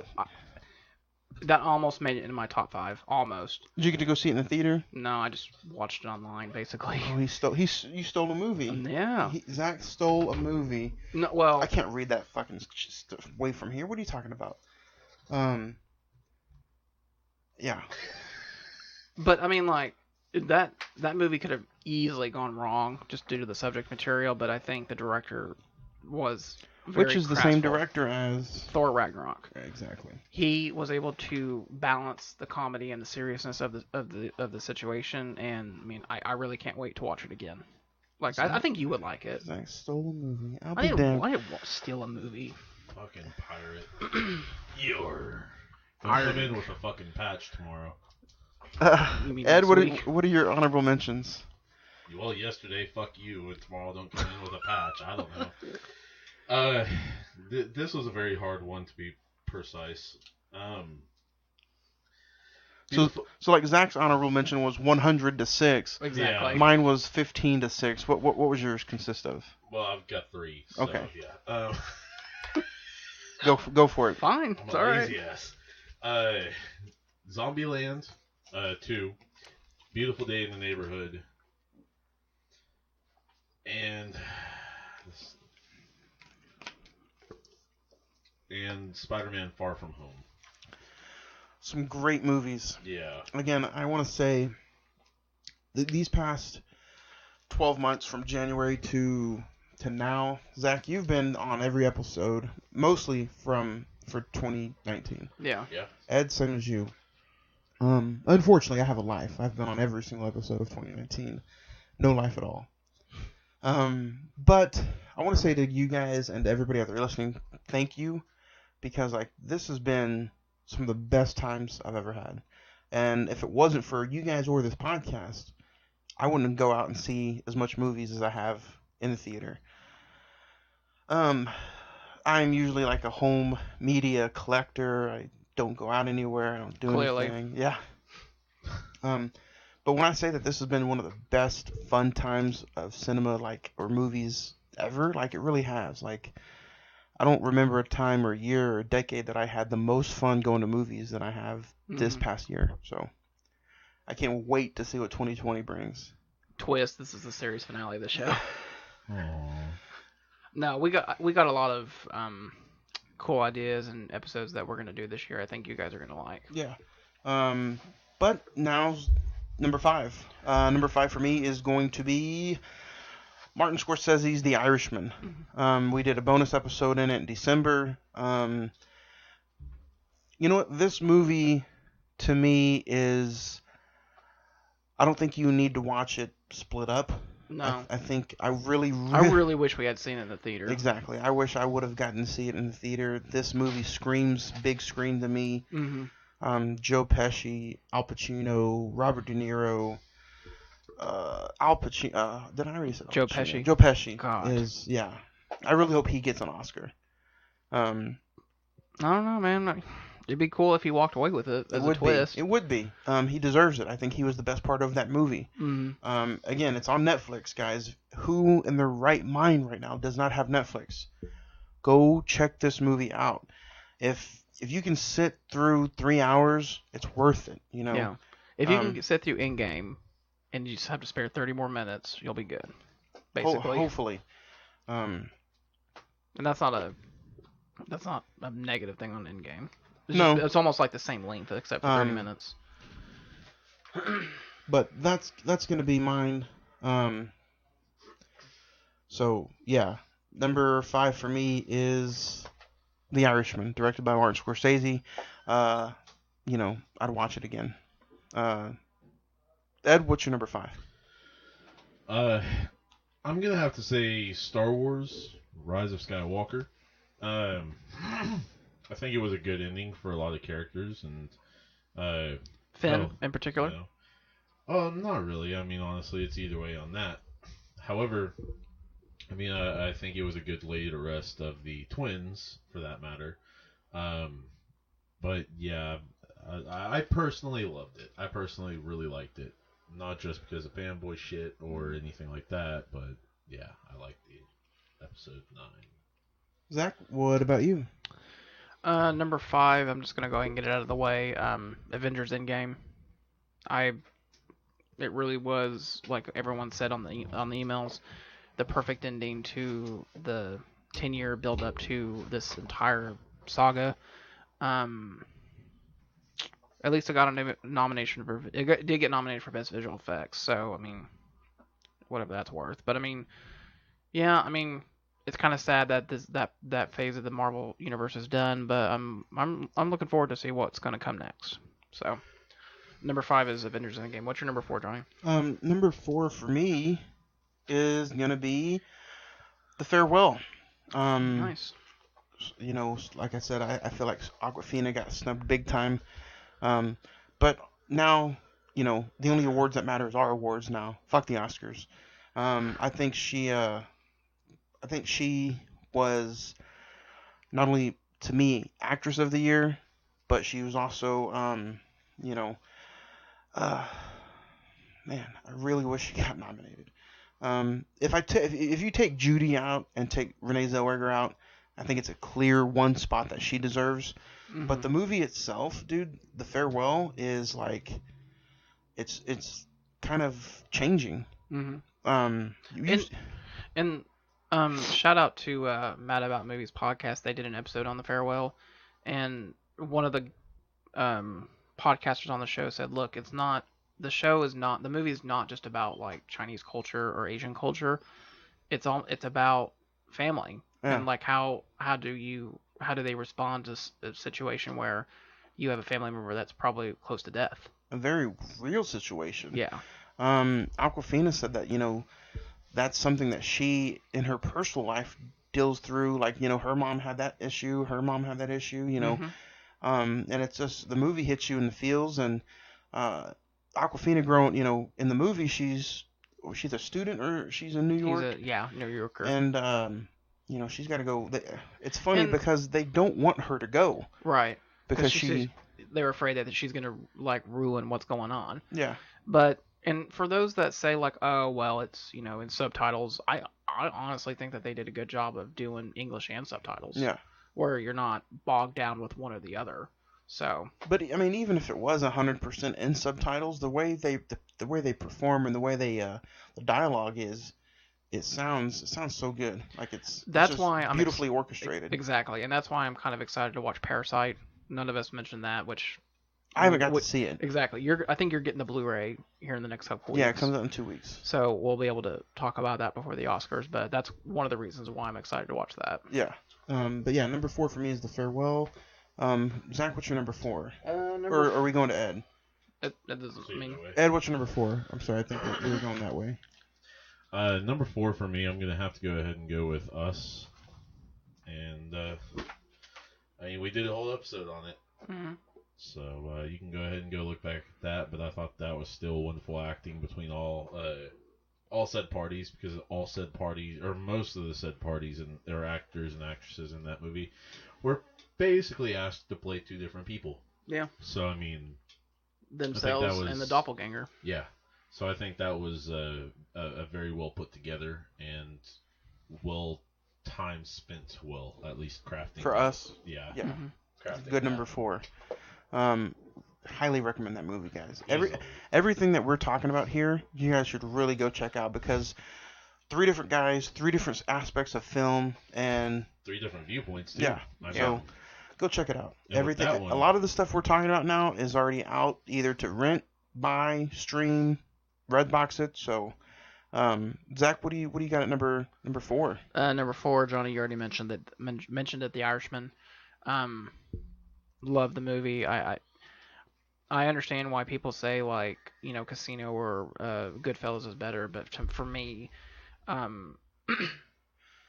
enjoy the story of this character Frank Sharon, and also you know, we talked about in the episode, but the way that they were able to make the movie with the visual effects of de-aging all the actors. If Netflix hadn't paid for that, that movie wouldn't even exist right now. Yeah. And like I said, it was in my best of the screenplay. And I'm actually in the process of my mom is wanting to watch it, and so I'm watching it with her, and it's just a delight to go back and rewatch it. Yeah. You would think a 3.5 hour movie doesn't have a good rewatchability to No. it, but this one does. No, and like, she only can watch segments at a time, but like we started it and we're already like 30 minutes into it. Yeah. So we have like 2 hours and 57 minutes to go, but it's a very enjoyable experience. Nice. Number 3 for me is going to be a tie. 2 different movies, 2 different aspects, 2 different acts of life, and that's going to be Once Upon a Time in Hollywood and 1917. One of the best war movies probably out there in the last 20 years, and Quentin Tarantino just knocks it out of the park again with Once Upon a Time in Hollywood. You think the ending is going to be one thing, think it is, yeah, and then he just throws you a big ass curveball.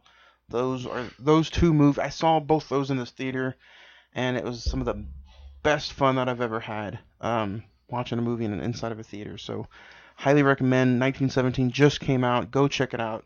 And then Once Upon a Time is out on the Redbox, guys. Go check it out. Both of them. Ed, what do you got at number 3? All right, so number 3. This list is very hard to put together. At number 3, I'm going to go ahead and put Once Upon a Time in Hollywood there. Just honestly can't recommend that film anymore. So, yeah, it's a great film. Zach, what do you got at number 3? Number 3 is one of those films that we saw towards the end. Well, I saw towards the end of the year, and it just snuck up on me, and I had so much fun watching it. Number 3 for me is Knives Out. Basically Rian Johnson's Whodunit, and it's basically like I said, who killed the old guy, basically. An incredible ensemble cast. Daniel Craig he was awesome in this role, and they're saying that he might do a couple more as that character, which I'm looking forward to, and I'm really looking forward both. Well, if you I don't know if you're interested in watching it, but I know for sure, Johnny, I think you'll really like it. Maybe in the next one, Daniel Craig can solve how Luke Skywalker disappeared. There you go. Or who shot first. My number 2 is going to be a movie that I really have been excited about all year. I mentioned it back in March on the Adam Sandler episode, and that's Uncut Gems. It's about a crazy, gambling, addicting Jew person, and he is just crazy, wacko. He is constantly sweating throughout this entire movie. Man. Even you as the audience member is sweating for him. Right. Nobody wants to say anything about it, but the way he acts with Kevin Garnett, oh my God, the NBA basketball player, is amazing. Adam Sandler deserves some kind of recognition for this, and I am extremely pissed that nobody is taking this man serious. Nobody's taking this movie serious. And it's a beautiful piece of art. Everybody knows how big of a heart-on I have for A24. I know it's your 2 favorite things, Sandler and A24. I'm surprised you didn't have that at number 1. But yeah, Uncut Gems to me is it's superb, and Adam Sandler deserves a lot of recognition. Dude's amazing in this movie. Go check it out. Ed, what do you got at number 2? Number 2.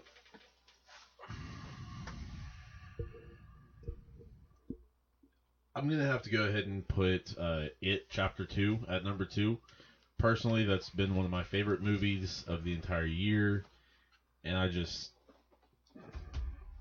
don't know, I couldn't wait to see it. Bill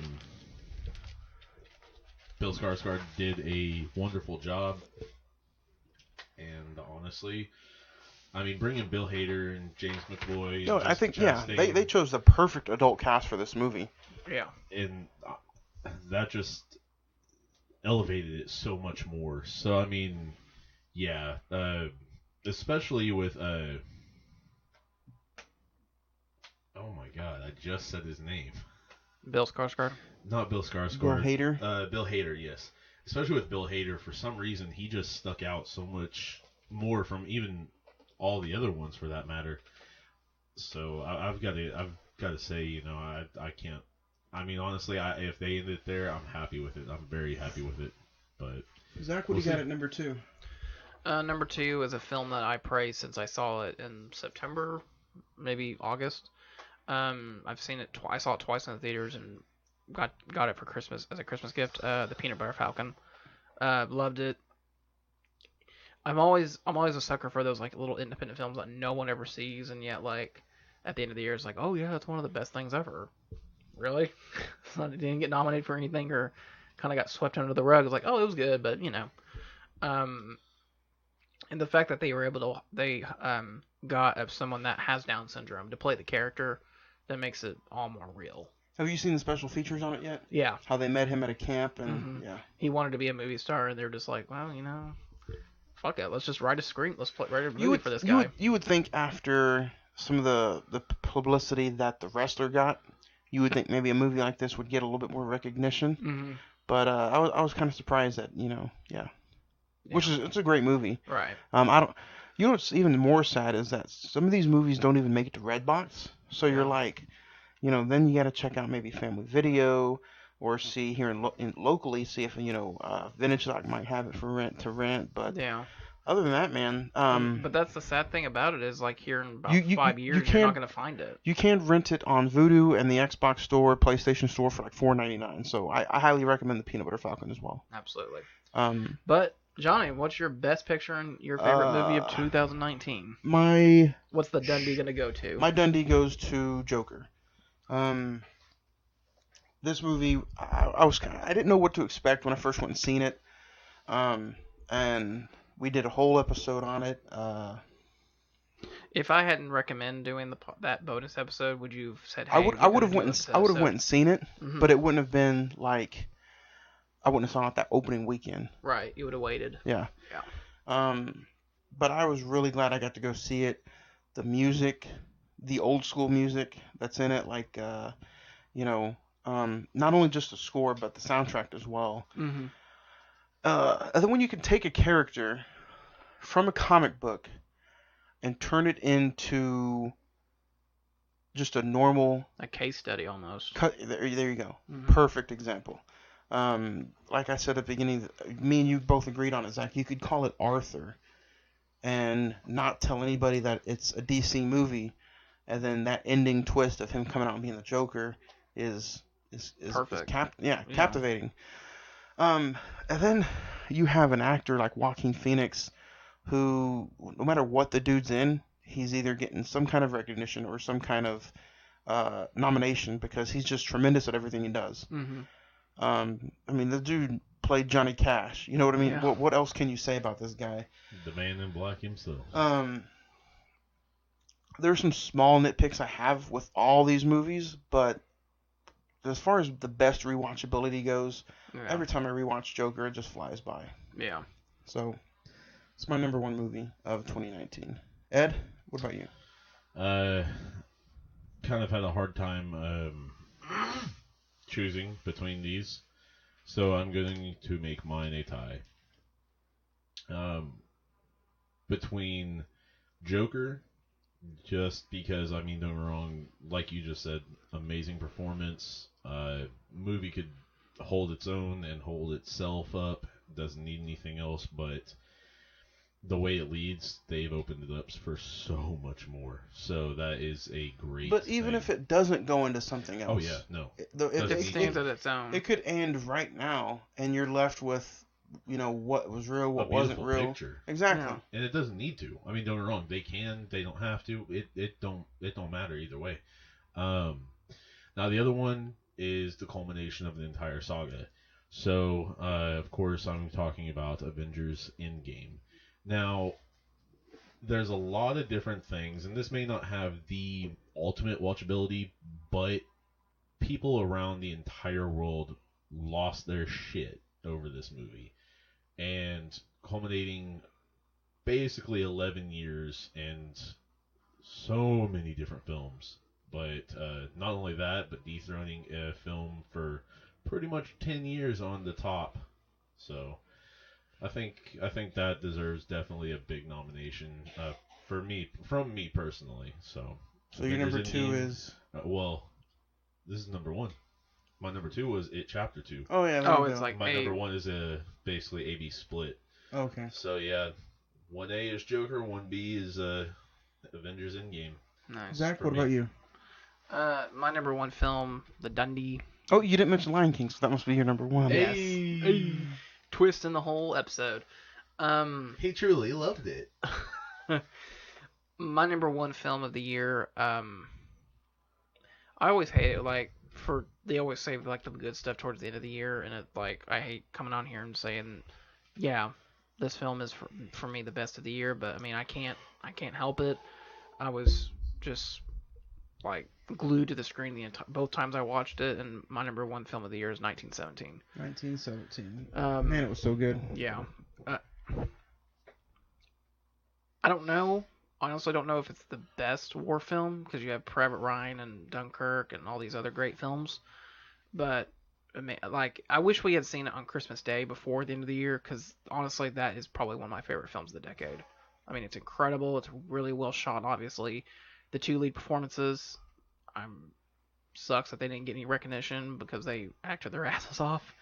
And just being in the World War One world, it was almost like it's something that I know it's obviously it happened, but it just doesn't exist. You know what's worse about the whole thing is, like, it's sad because at the beginning of the movie, when they get the note, he's like, "Oh yeah, let's go do this," and they think they're just gonna go get a bunch of food and bring back to the little colony. Yeah. But when he stepped up and said, "Yeah, I'll do it," from that point, took his life away. Go. Yeah. And then like you said, every single one of these films like may have a little nitpick just in that first like 5 minutes. You don't know if it's gonna be as good as everyone says it is. But like you said, when you get the mission and it goes and it doesn't let go. Even going into this movie, the one issue I had with this movie was I heard nothing but great things about it. And I heard nothing but amazing things about it. So I'm going into it and I'm like... Well, and it doesn't help that you worked a double and fell asleep through half the film. The first time I saw it, I was one of those guys who got woken up at the end of the movie by somebody who works there. Sir, it's over. So I had to go and see it a second time, and I'm glad I stayed awake the second time. But believe me, I fell asleep not due to the movie. There are some slow parts of the movie. It's not. That's one thing I will say is it's not as fast-packed action as Saving Private Ryan. Yeah, don't expect Saving Private Ryan. Definitely. That's why I kind of like went into it getting upset, because I'm like, oh, people are saying it's the best thing since Private Ryan, and it's amazing. It's a big epic journey movie, and it's all those things. But don't go into it thinking that you're going to see an instant, masterpiece. Don't go in thinking that you're going to see an action. Hold on. Don't go in thinking that you're going to see a huge action-packed movie. Right. Because you're not. It's going to be a slow-paced, action-packed movie, if you can agree with that. Yeah, I would agree. But the slow parts, I even enjoyed. No, I really enjoyed too. The slow parts because, but for people going in and thinking that they're going to see Saving Private Ryan and they're going to see blood and guts and killing for the entire 2 hours, pretty much fucking Rambo all over. Right, you're not getting that. I'm sorry to break it down to you. It's not Hacksaw Ridge, if that's what you're expecting. Right. It's not, it shouldn't even be labeled, I think, as an action movie. No. It's more of just a drama war film. Yeah. And I mean, like, there's a scene where one of the characters like kind of hides out in this like abandoned, destroyed city with 2 survivors, and I thought that was the most powerful part of the film. You know what I'm talking about. But damn, like I really can't wait for you to watch it, because I think you'll really like it. Especially for somebody who loves war movies. Yeah. Like, if you love war movies. Yeah. I think you do. Yeah. I mean, they're fair. I mean, don't get me wrong. I don't mind the action-packed as well as I don't mind the more realistic telling of it. I will say the slow pace, the slow scenes in the movie fit so well that you have to have those in there. Yeah. I mean, I'm sorry, but not everybody's fucking Special Forces, Green Beret, fucking balls to the wall and combat ready every second. And one of the other things I love about it is there's also viewers and listeners out there who are, oh, it's a war movie. I'm gonna go get my killing on. I'm gonna watch. No. It's nothing like that. Don't do that. It's nothing like that. Well, and I think the best thing about the film is that, at the end of the film, it's revealed that it's dedicated to Sam Mendes' grandfather, who served in World War I, and that he said that's pretty much where I got the idea for the movie, is from him telling the stories. Was I not okay? Yeah, I was gonna say, was it? It's not directly based off a true story, but it's the stories that he told that kind of came up with the idea. Which is nice. So I highly recommend it, and Yeah. that was your number one movie. Mm-hmm. Again, wow, what a great year in movies. Yeah. Um, So, are we good on 2019? 2019 is wrapped up, tightly sealed, and thrown into the river for us to talk about in years to come. So now it's looking on towards the 2020s. So, I had an idea of I got a list of 2020 films here that we can go through, and if you're excited about it, we can talk about them. If not, we can skip it. Sure. No. Knock it out of the park. No. Okay. No. Alright, so we'll see you next week. So starting with this week, we got Bad Boys for Life and Doolittle. Excited for Bad Boys, not so much for Doolittle. Okay. Ed? I'm gonna give it a chance, but yeah, so we'll see. The Turning, we saw that trailer again. That looks That pretty looks cool. nice. That looks okay. I'm just hoping it doesn't shit itself. Yeah. I don't know, man. Like, I feel like it could be half the film could be great and then just like shits the bed at the end. I know you guys are excited for Gretel and Hansel. Yeah. The Very. Brothers Grimm story. I just hope it doesn't turn itself into breadcrumbs. Birds of Prey. We saw this trailer for 1917. I'm excited for it. You think it'll be good? Yeah. So I don't know. I'm so excited for it that, believe it or not, we're gonna talk Suicide Squad the week before. Oh. I don't know if this is part of Birds of Prey or not, but I did see a small clip, and it was meant more as a GIF for that matter. But it was a Harley Quinn, Margot Robbie going against some, I don't know what type of soldiers, but some guards or whatever. And pretty much they were shooting up. She was behind some what seemed to be a pallet of cocaine. And Yeah, we saw that. Yeah. Everybody, basically the whole meme part of it is coquina, and she just unleashes hell on them. So I'm excited for it. Sonic the Hedgehog. I'm actually looking forward to that just because I want to see what the story is. So, and I've been kind of ranting on people that if you assholes were crying your little poor Sega hearts out, you need to go and fucking pay homage to your fucking film. Just do us all a favor. Don't go see it. So, The Call of the Wild with Harrison Ford. I'm kind of tired of that trailer. That's because you go to the movies a lot, sir. Yeah. But I'll give it a chance. It's not going to be something I see opening weekend.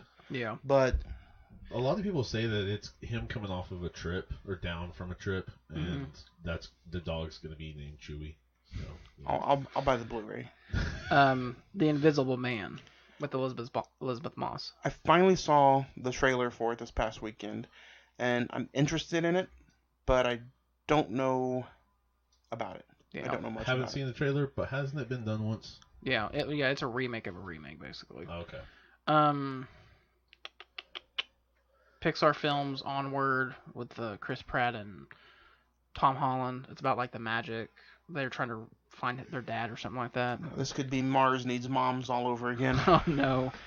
I know Ed, you and me are excited about this. A Quiet Place Part 2. Yes. Yep. Yes. What about you, Johnny? I enjoyed the first one. I mean, especially that full trailer they gave out. Yeah. That was, oh man, loved it. Milan. I'm excited for Milan. I am. Hopefully. I was a big fan of the movie growing up, so Johnny, you're the. I don't know. I'm off the Disney bandwagon. You're I think it'll be okay. New Mutants. We're finally gonna get New Mutants. When we talk Disney movies, don't. I want you guys out there to think I'm not shitting on Disney movies. I'm just not a fan of people crowding the theater for a movie. Yeah. Never been that kind of. I don't like to sit elbow to elbow with people. I've had so many bad incidents before where I'm gonna go see this movie. When you go see movies, I'm probably barking up the wrong tree. When you go see movies like 1917 on opening weekend and the theater's packed, guess what? 95% of the audience is over 25 and they know how to act in a movie theater. Yeah. So that's the difference between a packed movie that I want to go see compared to a packed movie that I still want to go see, but it's called, Mulan, where half the audience doesn't know how to act. So fucking tweens. But yeah, that's why. That's your rant towards the end of the episode. No Time to Die, 007. I'm excited. I'm excited too. Black Widow. Yeah. Yeah. Yep. Scoob, the Scooby-Doo animated film. I'll wait. I'll wait for the Blu-ray. Maybe. Enough said. I like Scooby-Doo. The Woman in the Window, which is basically like the Rear Window film with Amy Adams. I saw the trailer for that for the first time this weekend. Looks pretty interesting. Yeah, it's a different take on it. I'll say that. Fast and Furious 9. Fuck that movie. Pass.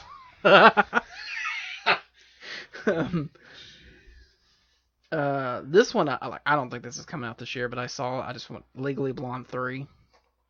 Hell? I don't think it's coming out this year. I think I think you want it to come out this year. No, I'm not. I hate those films. I really How don't. fucking long has it been since like 02? Yeah, 2003, I think. I was about to say I know early. Speaking of Reese 2000s. Witherspoon, I recently did buy the 10th anniversary of Sweet Home Alabama. I've never seen that movie, so I'm excited about it. Well, you've never seen? Oh, really good actually. Really good. Not bad at all. I like it. Wonder Woman 1984. Really excited. Really excited. Yeah. Candyman. It can go either way. Is it from the producer of Jordan Peele, or is yeah. it directed? It's from producer Jordan Peele. Maybe. It can go either way. Which I know, I don't even want to hear it from you because I know you hate this guy, Top Gun Maverick. Fuck Tom I'm Cruise. excited. Yeah, and me too. So is Ed, because he's going to have to go see it. Yeah. So. Yeah, y'all both can suck a fat dick. Free Guy with Ryan Reynolds. Pass. I think it might be funny, but I mean, it'll be your typical BS, so. What?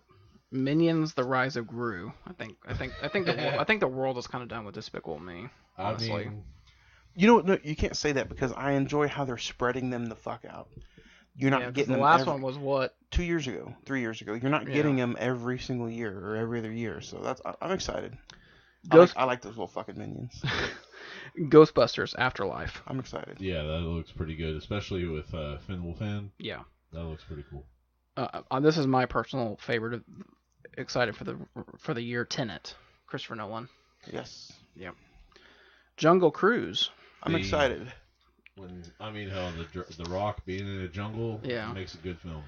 Morbius, which we discussed the trailer at the beginning of the episode.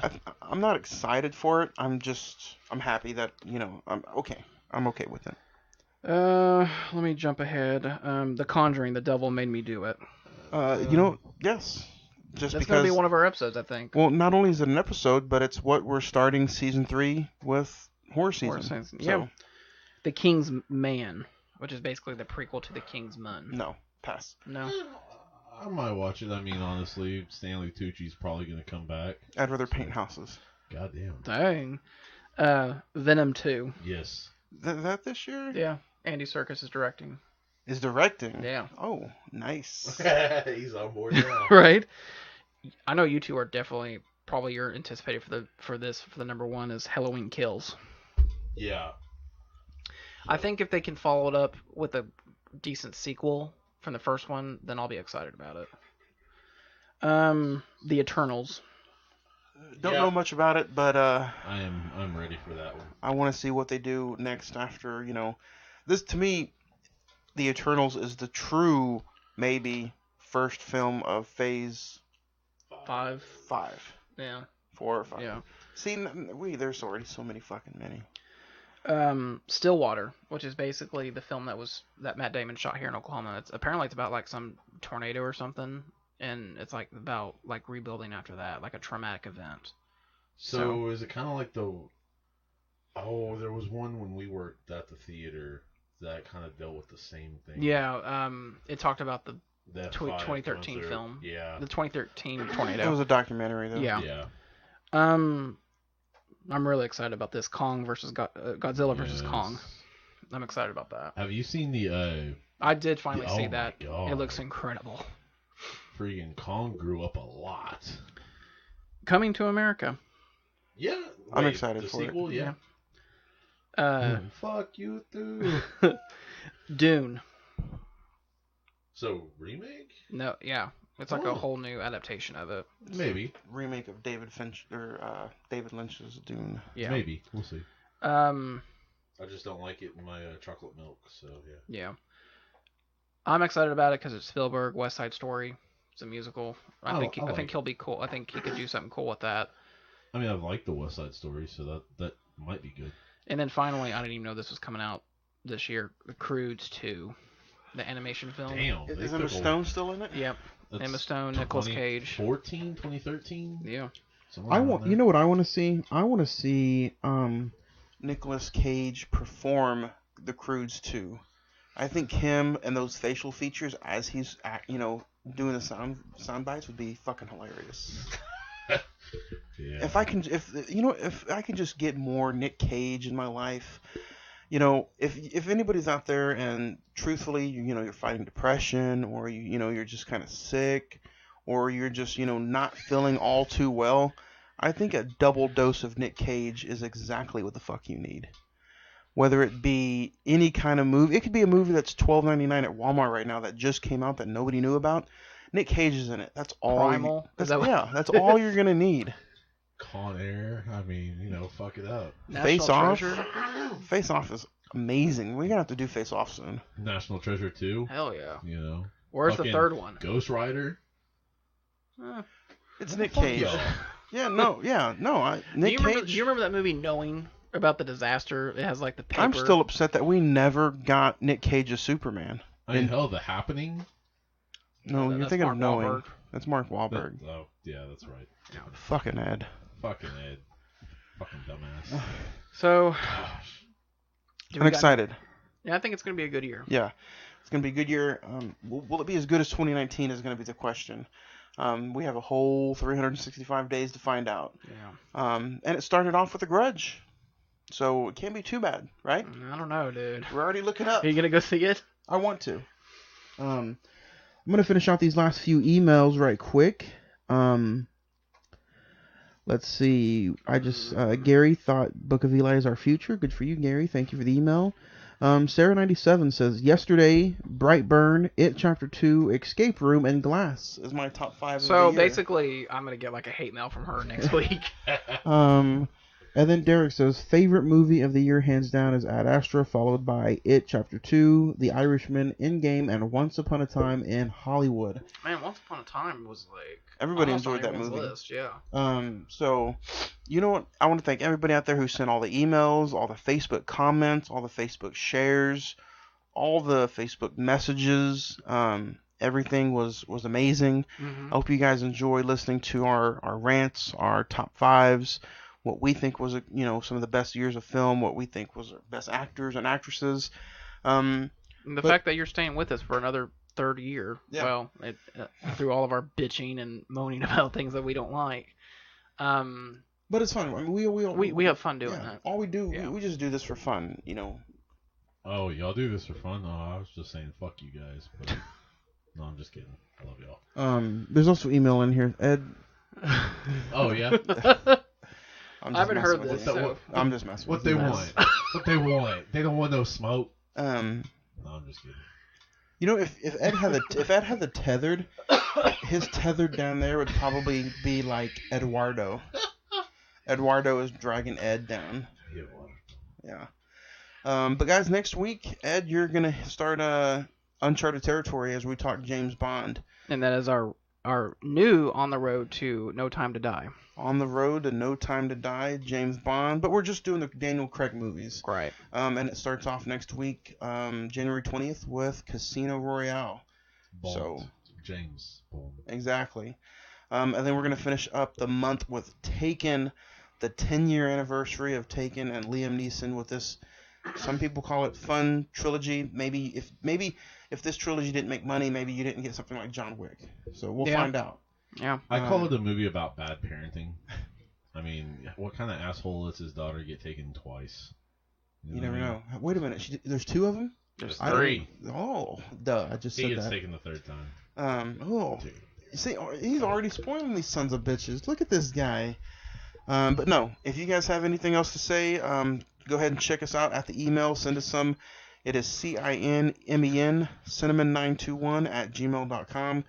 You can follow us on Facebook at facebook.com/moviereels405. And the Instagram, follow the recent watches at Cine-Men Movie Podcast, one word. Ed, you have anything else? Man, it's just been a good year for movies. It's been a fun year for this podcast. We've grown thanks to all of you folks out there, so I appreciate it. We here at the Cine-Men Movie Podcast appreciate it. Can't wait for us to grow even more and take you on our journey through cinema. So this is Edward saying I'll see you on the silver screen. Couldn't say it better. Zach? I don't know how the fuck I'm gonna follow that up, but hey man, like it's been fun doing this for the first whole year of me joining the podcast. It's been fun. It's always fun talking. I'm a big movie fan. I'm always love talking about film with you guys, and we'll see you guys at the movies. See you at the movies. I want to say thank you to everybody, including you guys.